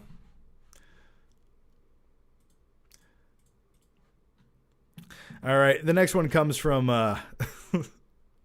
Roger something, who says, I rewatched Lord of the Rings movies last year, and I had not seen them in years. When they introduced the Shire and the music starts playing, I just started tearing up. So many good memories. So, hey, man, I get it. I've been there. I get it. Now, I've never had such a strong connection to Lord of the Rings. I like them. And by the way, the wife and I just recently rewatched all the Lord of the Rings movies. It took a few weeks. It took almost a few weeks to get through Return of the King, because the extended cut is just too long. It's just too damn long. It took like 5 nights to get through that. We treated it like a limited series, okay? We will watch it 45 minutes at a time. And after 7 days, we got through it. But that's awesome, man. And I love The Shire. I think Fellowship is by far the best Lord of the Rings movie. I want to live in the Shire. If I could, I would. And it's one of the many reasons I would go to New Zealand. They actually have a live Shire, like a realistic live action Shire in New Zealand you can look at. Has the little hobbit houses and everything. It looks beautiful. I'd like to go there and die. Just when I die, bury me here. Bury me here. Actually, you know what? I take that back. Take my ashes to Mordor and throw them down the volcano. I want to go out and fire and flames. Okay, the next one comes from Claudio Rogajon. How's it going, buddy? It's not a live show if you don't show up. You and Night King 01. I like when you guys tag team it up. Give it to me now. That sounds weird, but hey. Hey, John. Got here a bit late, but I wanted to know what you thought of Harrison Ford's performance in Brave New World. I actually thought it was pretty good, and it makes it more sad the movie wasn't good because he was actually trying. Yeah, he was trying, I guess, but the script, like I said, just didn't have anything for him to do, say, or whatever. I mean, it felt like they wasted Harrison Ford. And I truly feel this. I feel like Harrison Ford probably didn't even read the script for the movie. It was a payday movie, to say the least. They probably gave him like $50 million to be in this thing. I don't even think he knew he was going to turn into Red Hulk at the end of the movie. Nor do I think he cared. So he was fine. I like me Harrison Ford, but do you really think he gave a shit about this movie? I don't. I don't even think he knew what movie he was in. Bruce Cook says the regular cut of Return of the King was way too long. Yeah, man, the theatrical cut's way too long. I just watch the theatrical. That's my advice to anybody. Roger something says, I agree, Fellowship is my favorite as well. Yeah, by far the best. By far. Guy from King's Highway says, you skipped my ooey ball question. Where'd you ask it at, man? Ask it again right now in the normal chat. I'm looking right here. Oh, here it is. A guy from King's Highway says, thoughts on Uwe Ball? Well, he makes shitty movies. Those are my thoughts. I don't think I've ever sat through an entire movie of his, but he makes really bad movies. I remember this. I remember when Best Buy had the trade and save deal where you could trade in any DVD and get any Blu-ray for $5, which, God, I miss those days. Those were the glory days. You never know how good you have something until it's gone. Anyway, I remember going to Dollar Tree and buying the dollar DVDs in there simply to trade them in for the deal. And I remember buying like all of his movies one day. I have it in a Flick Trip video. So that's all I remember about him. Okay, I'm going to answer a few more questions to wrap up this live show. Shortest review ever. Are you saying the shortest review I've ever given, or I need some context with that question. Shortest review ever, I don't know. You know what? I actually know that. If you're looking for the one I've given, type this in. Watch this video. Not a lot of people have watched it, but I'm very proud of it. I think it's one of my most underrated reviews I've ever given on the Flick Pick channel. Type in Smurfs 2 movie review, the Flick Pick. Watch that review. And if you do watch it, comment on the video. Let me know what you think about it. It's probably about 2 minutes long, but damn, it's compelling storytelling nevertheless. I think you'll enjoy it. I call it a cinematic review. John, Jumanji would be a good musical, as long as you don't make it based off the modern day versions of it with Kevin Hart, who, by the way, liked to party with P. Diddy a little too much. Just putting it out there. Yeah, if you based off the Robin Williams version, I think that would be a good musical. Sure, why not? All right, the next one comes from, how pumped are you for Daredevil Born Again? I'm pretty pumped, man. That trailer that came out put to rest the majority of the fears I had of it being nerfed by being on Disney Plus. It looks like it did. It might even be better. Who knows? But keep in mind, I'm basing this off of a 2-minute trailer, but it looks pretty good to me. I'm excited to check it out. Hopefully it's the best Disney Plus series ever made.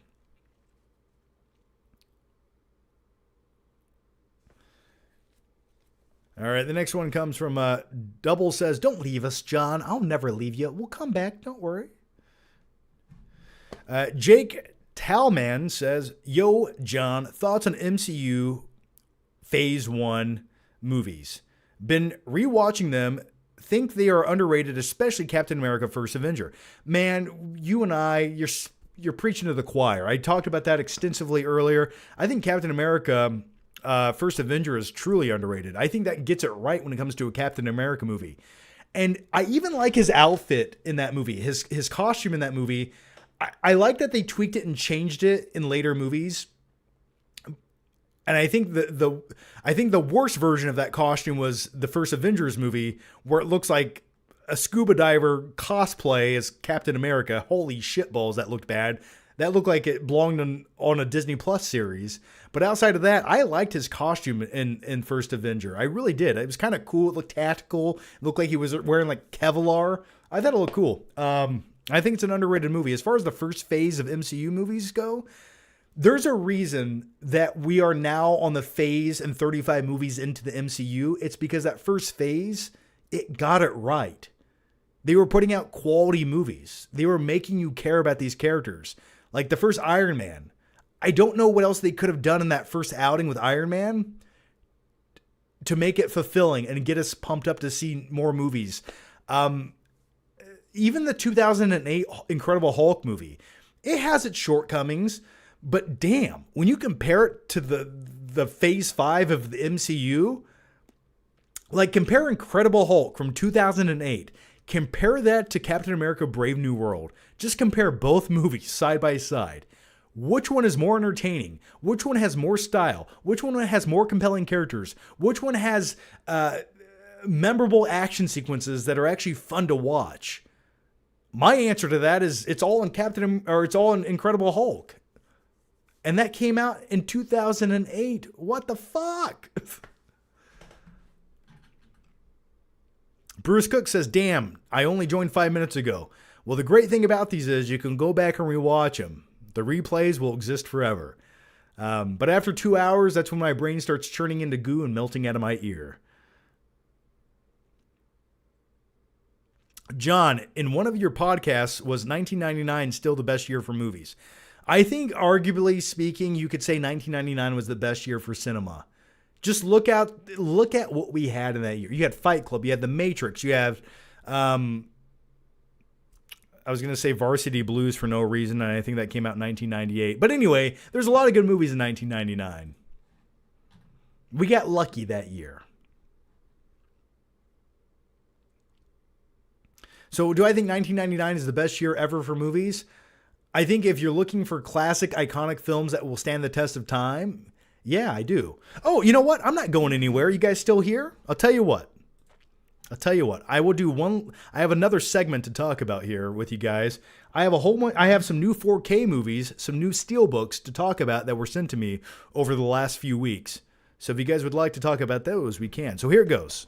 I'll answer one more question or two more questions, and we'll get into the new movies that I received in the mailbox the last couple of weeks. 1997 was the best?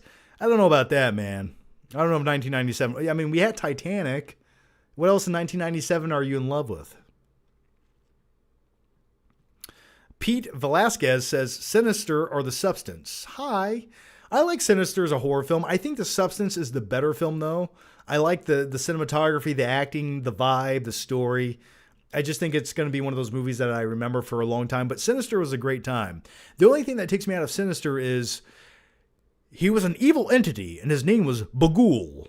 Yeah, we should have switched the name. Bagul.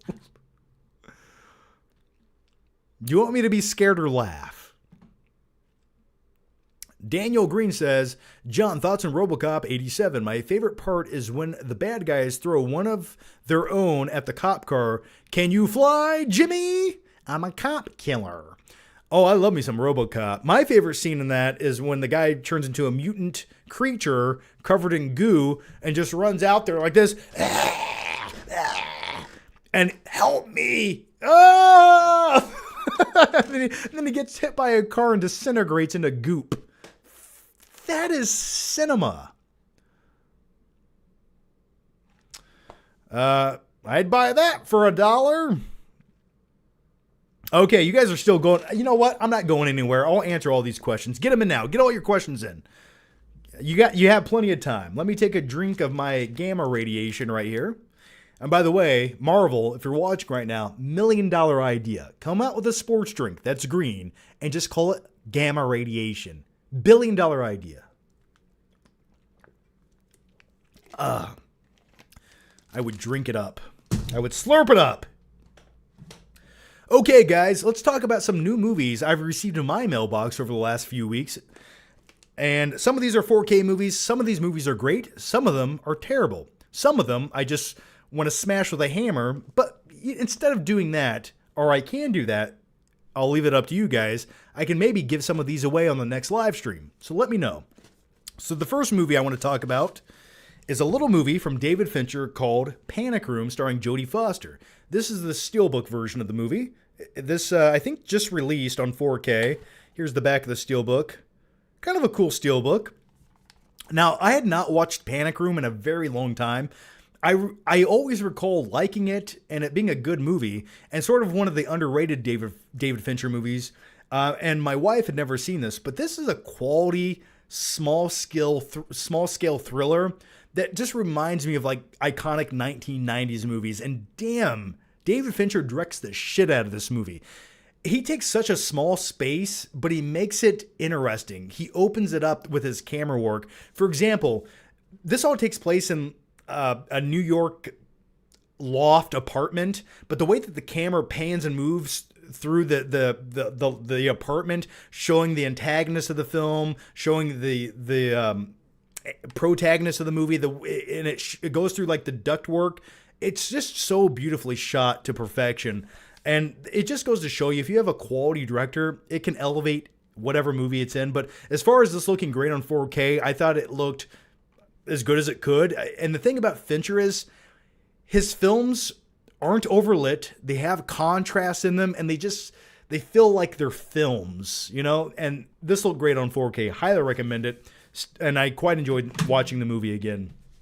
And speaking of David Fincher and soulless entity corporate conglomerates who are just stealing your identity and all of your information for their own purposes to take over the planet one day, and this guy might have a slight form of...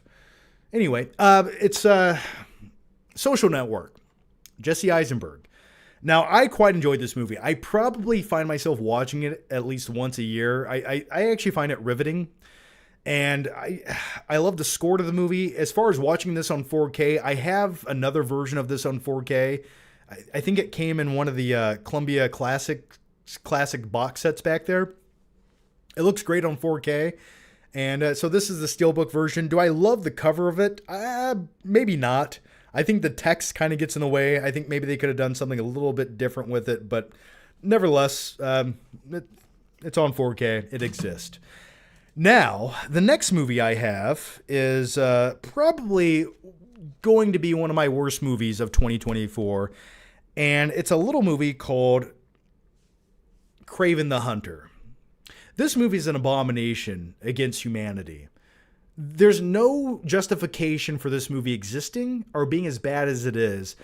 And when it comes to Sony, I find it baffling that they just can't pull their own heads out of their asses. And by the way, everything I'm saying I take back if they want to offer me a sponsorship in the future. I love you, Sony. You guys make quality cinematic entertainment. But when it comes to your modern day comic book movies, they completely suck ass. So hear me out for just 1 second. This movie is not really a movie. This movie is a botched attempt at making a comic book movie that never quite gets there. And when you watch this film, and I need to almost go back and rewatch it, but some of the CG reshot sequences where they literally CG people's mouths saying different things with the terrible audio dubbing on top of it, where it just sounds like the actor was standing in a bathroom when they recorded their ADR lines of dialogue after the fact. But man, oh man, the fact that they released this and said, yeah, that's good enough, put it out there. The last nail in the coffin of the botched Rogue Gallery attempt at bringing the Spider-Man villains into some kind of weird force contrived cinematic universe that no one gave a shit about. And I'm talking to you, Morbius. I'm talking to you, Madam Web. And I'm definitely talking to you, Kraven the Hunter. So anyway, I hope this movie burns in hell for all of its sins against humanity. But if you guys want, I can probably give this away on an upcoming live stream. So I'll think of a way to do that. So look out for that in the future. It's the Blu-ray version of it. So yeah, it'll be fine. It'll be fine.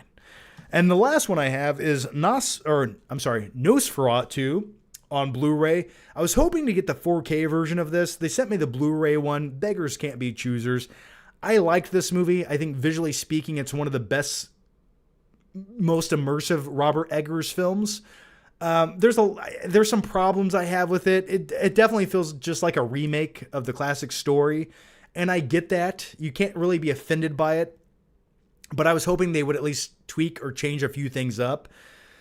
What else can I say about it? I don't really have any urge to rewatch this ever again. But I enjoyed the experience of watching it once. It's gloomy. It's bleak. You go to Transylvania. If you like the original, it definitely just feels like a remake of that. But I was hoping for just a little bit more. But if you want to watch Johnny Depp's daughter have an orgasm because she's into vampires, that's what you get with that movie. Those are my thoughts. Okay. Avocado Balls Johnson says, MCU died in 2019. How long will Disney keep playing Weekend at Bernie's with its festering maggot-infested corpse before they call it a day? Yeah, you're right. Well, the MCU definitely blew their load at Endgame. They blew their load, let's be honest. Now, since then, we've gotten a few movies trickling out of the MCU butthole, if you will. And a few of those I liked. I thought Guardians of the Galaxy 3 was fine. I thought that was a good movie. Wolverine and Deadpool, or Deadpool and Wolverine, I thought was a fine comic book movie. And I thought Spider-Man No Way Home was entertaining. But man, outside of that, nothing. Just nothing. And it's not even nothing. It's just blatantly bad. It's like, how could you go this low? How could you make Ant-Man Quantumania and think, yeah, this is the movie people wanted to see? But I refer to most of those movies as pandemic era movies, and it really feels like they were shooting the majority of those in front of some green screen in some studio just to pump them out to keep the train going. But when it came to the production quality of them, they were clearly lacking. And when it comes to the writing quality, it was definitely suffering because it just felt like obligatory movies they had to crank out that didn't have a lot of heart or soul in them. So, Dave says, if you could grow Count Orlok's mustache, would you? I don't know if I could pull that shit off, man. I really don't. I don't know. If I was a vampire, yes. Yes, maybe I would. Yes. Shang-Chi was good. I thought it was fine. I know a lot of people say they like it, but I just don't ever have the urge to rewatch that movie. I really don't. I just think, there's 20 other comic book movies I'd rather watch. But I think Shang-Chi was a fine movie in the MCU, but sort of a forgettable movie, if you will. I thought the third act of it, somebody said the same thing. Yeah, the third act of Shang-Chi is what kind of took me out of it. Like, I cared about his character. I liked the build-up. But then it just turned into, like, didn't it turn into, like, big CGI dragons flying around? It just was nonsensical. I think that's maybe what took me out of it. Black Widow was okay. No, Black Widow was dog shit. It had a few good ideas. But, man. No. John dislikes Asians. That is actually completely not true. I prefer Asians. I really do. Some of the smartest people I've ever met. And very polite, with great etiquette. I love Asian people. Don't you ever say that. George Garcia says Black Panther 2? I thought that was a mess of a movie. Here's Black Panther, but without Black Panther. Pretend that you like it, everybody. Okay. Now it's... Come on. It was a nice tribute to Chadwick Boseman, but let's be honest, the new Black Panther was not that great of a movie. All right.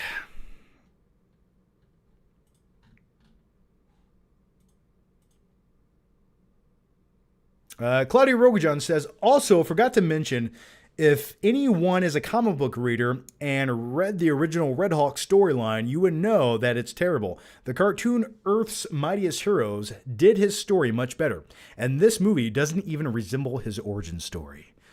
Well, I think that's the least of my complaints when it comes to Captain America: Brave New World. What are your hopes for Superman? I'm hoping just for a quality cinematic event. And what I want to see isn't going to be that mind-blowing or different. I just want to see a good version of the character brought to the big screen, right? Make me care about Superman. Make me show me that he's just some dude with this ability trying to live life. I want to care about the man. The super part will just come, but the man part is what I think they should focus on most in Superman.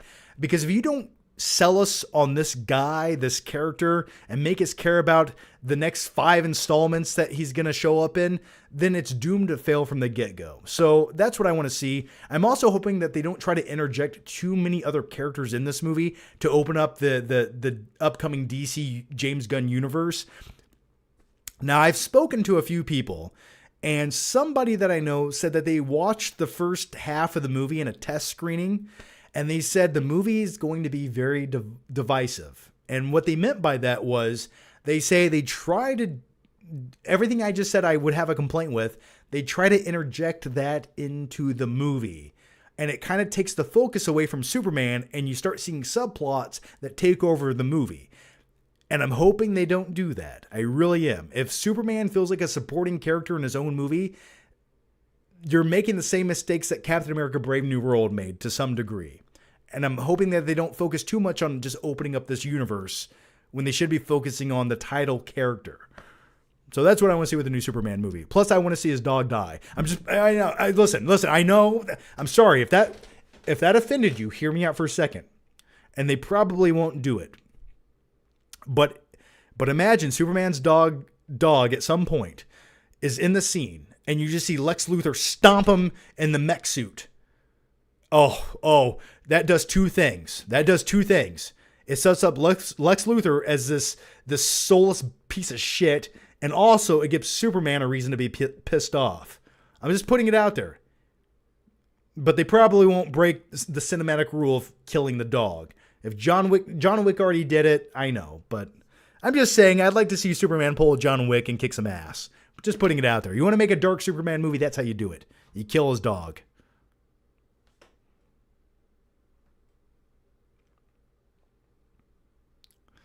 All right. Superman Lovely Bones.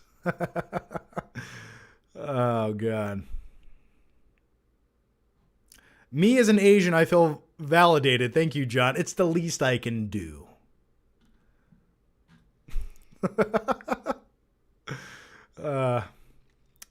Jay Flick says, I thought Black Widow was so disappointing. I will say Captain America Winter Soldier was better than Black Widow movie. You know what's funny? I don't think I would. I would say Black Widow was more. I would rather watch Scarlett Johansson at least be on screen with shitty CGI with Florence Pugh and David Harbour in there as the Russian version of Captain America.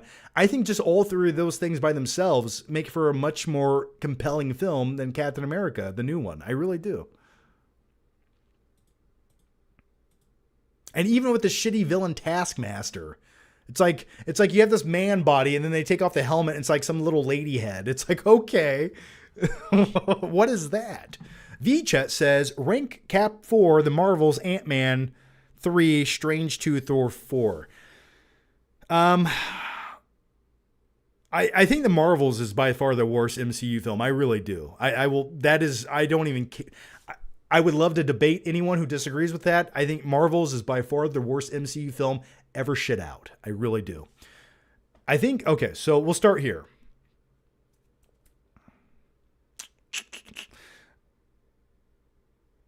Oh, God. Doctor Strange 2 and Thor 4 are kind of side by side with me.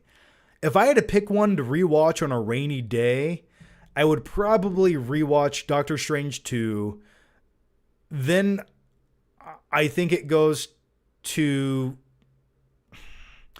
it's hard to say because if you're looking at it objectively... It's hard. I think Thor 4 is such a downgrade from its predecessor, but then again, I think Captain America is such a downgrade. Okay, I'll put it like this. Okay, I'll set the tone with this. If it was a rainy day and I just want to eat some frozen pizza in my underwear and watch something that's visually stimulating and mindless, as I kind of barely pay attention to it, I would rather watch Doctor Strange 2. Then I might want to watch Thor 4, then I might want to watch Captain America, and then I might want to watch Ant-Man 3, and then the Marvels. I'll put it in that order. I think that's a fair assessment. We'll leave it there. Because here's the thing. With Doctor Strange 2 and Thor 4, you still get some decent performances in those movies. You still, like in Thor 4, you still see Christian Bale, you still see Chris Hemsworth. And yeah, there's some screaming goats that are pretty stupid and everything else is unfunny. But there's at least some characters that I don't mind watching on the screen occasionally. So that's why I'll put it like that. And yes, I also forgot Doctor Strange 2 existed. I completely forgot that movie existed. Did it matter? No, it did not. Bruce Cook says... Want a dark universe Superman? Watch Brightburn. I've seen Brightburn. Yeah, if Superman had a sociopathic child that liked to torture animals, it would be Brightburn. Yes. I have not seen the ending. I have not seen the ending to Cobra Kai yet. I know what sort of happens, but I have not physically seen all of it. I saw a fight scene on TikTok as I was taking a poop. John, why don't you make a flick trip adventure with your wife, go on a random trip together? I could potentially do that occasionally.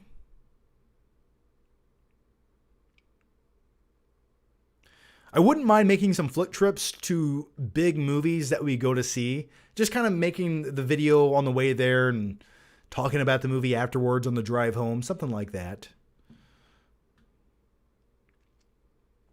Koba says, those screaming goats, they haunt me in my dreams. They haunt me too. Every time I close my eyes, I hear the screaming goats.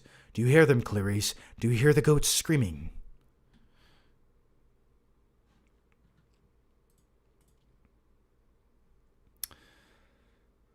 All right.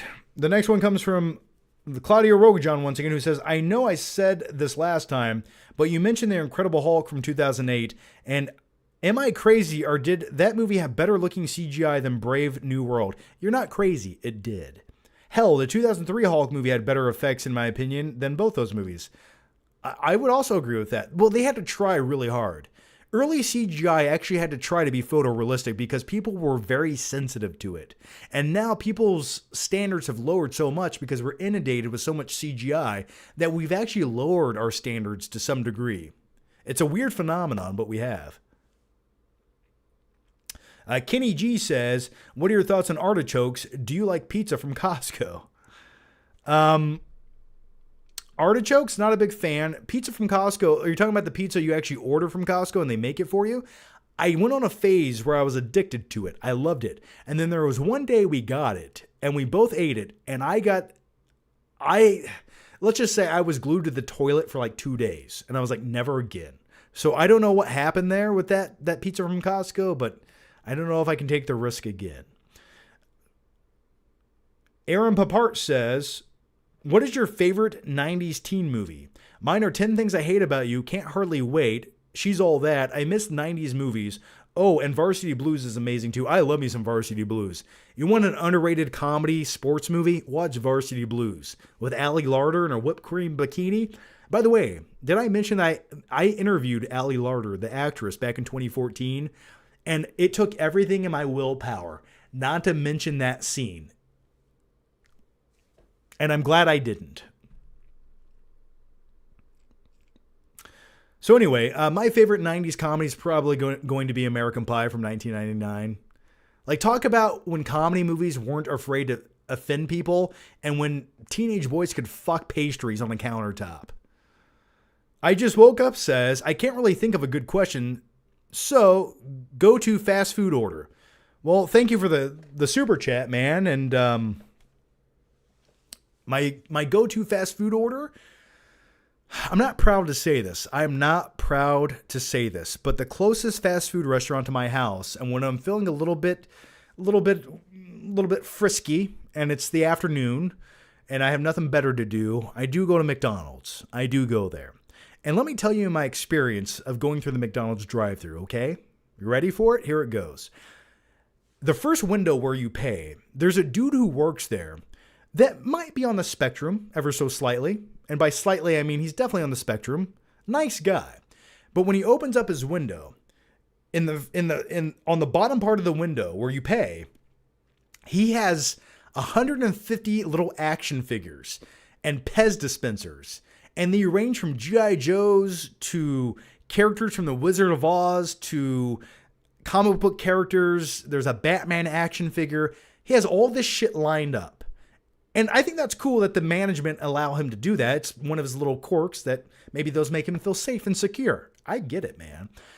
And every time I go through that drive-thru, I always comment on one of them. I'm like, oh man, you got Captain America over there. That's pretty sweet. Or you got Batman. And he always just looks at me like, shut the fuck up, give me the money and get the fuck out of here. But every time I go through there, I will always comment. But with all that said, my go-to order at McDonald's is I always do a couple McDoubles. I do the nuggets, barbecue sauce, a medium fry, and a large Coke Zero. That's usually my go-to when I go through McDonald's because I just want a buffet of salty nastiness when I get home. And it's quite delicious. The next question comes from Chad Hagen, who says, probably a stupid question, but why does the keys in the visor truck horn, same crowd applause, and other cliche always stay in movies? I am being picky. What? Okay, what? Why are the keys in the visor and the truck horn? I don't know what that one is. And crowd applause. The other cliches I'm not picking up on, but yeah, as far as putting the keys in the visor, well, that used to be a thing long ago before we had like car alarms. People would actually just keep their keys in the visor of their car. You'd be surprised.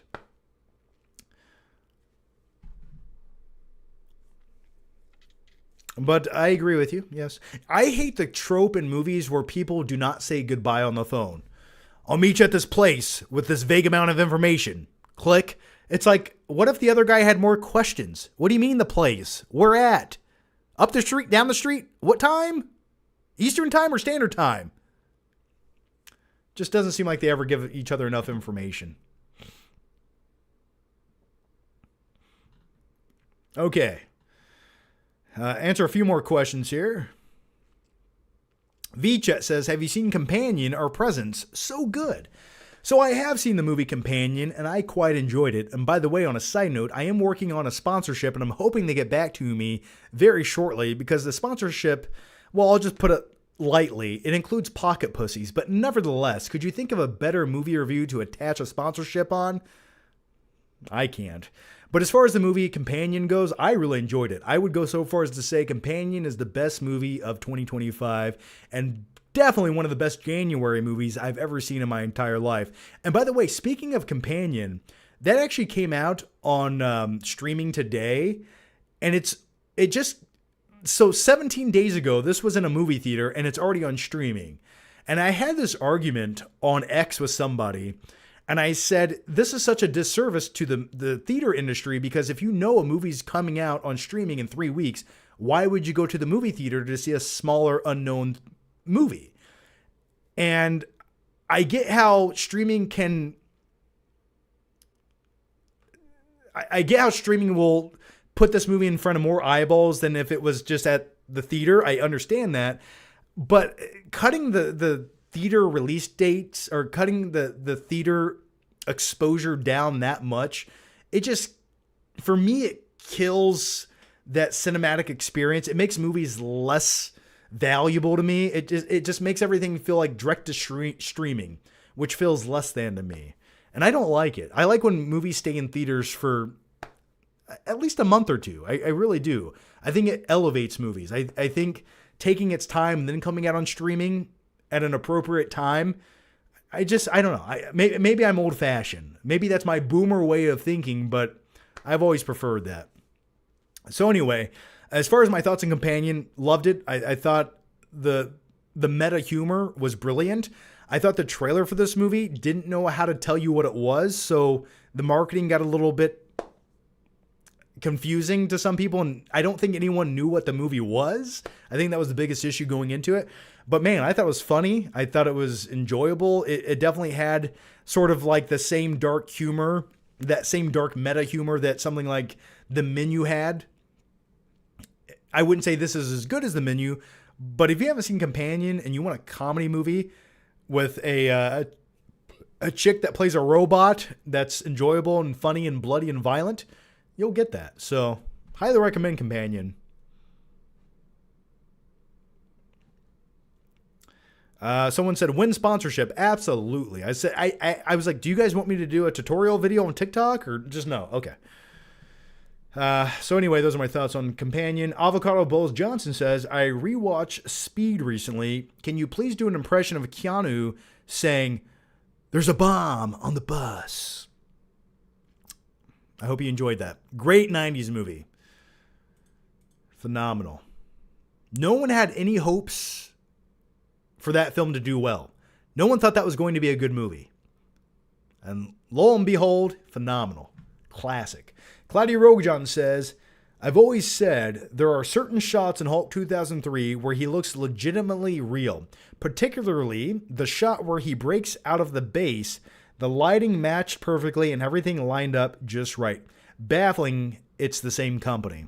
Well, kind of, sort of. I mean, that was Universal. Disney had no stake in that. But the other thing about the Hulk 2003 movie was Nick Nolte. And I just remember, like, didn't he have, like, big, giant, mutated dogs or something at the end of that movie? And he was made out of electric? I think that's where the movie went the wrong direction. But Jennifer Connelly in that movie was phenomenal. Robert Giachanta says, in Romania, they just had a UFC-style event with 10 amateur fighters going up against 2 pros. Are we getting close to the return of gladiator days? I hope so. I really do. I'll take what I can get. I feel like I watched that. How many did they have? They had 10? 10 amateur guys going up against 2 pros? That seems a little uneven. At least give the 2 pros like bamboo sticks or something. Something. I need to watch that now. Sounds cool, man. I just watch WWE wrestling. That's all I watch. Night King 01 says, this certainly pissed me off when I read about it in the original ideas for Brave New World were way better. For one, the leader actually had mind control, and the film wasn't a poor man's Manchurian Candidate. You know what? I agree with you. It kind of was a poor man's Manchurian Candidate. And if the leader had mind control, that would actually make sense. Now, he did have a slight form of mind control, but you had to look at your phone to get it. It's like, oh, let me look at my phone. Now you control my brain with some music playing in the background. I don't know. Kind of stupid.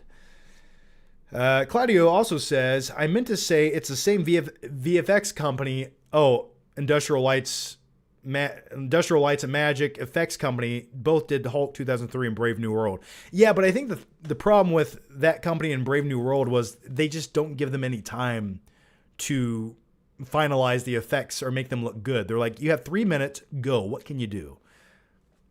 And I think they just go for whatever the cheapest option is. I think nowadays MCU, when it comes to their VFX, they just say it's good enough. People, as long as they won't hate it, that's good enough. And that's kind of like what they do. They're not going for photorealism anymore. All right, guys, I think I'm going to wrap up the live show right here. I am movie talked out. But as always, guys, I want to say thanks for watching. Thanks for the questions. Thanks for hanging out.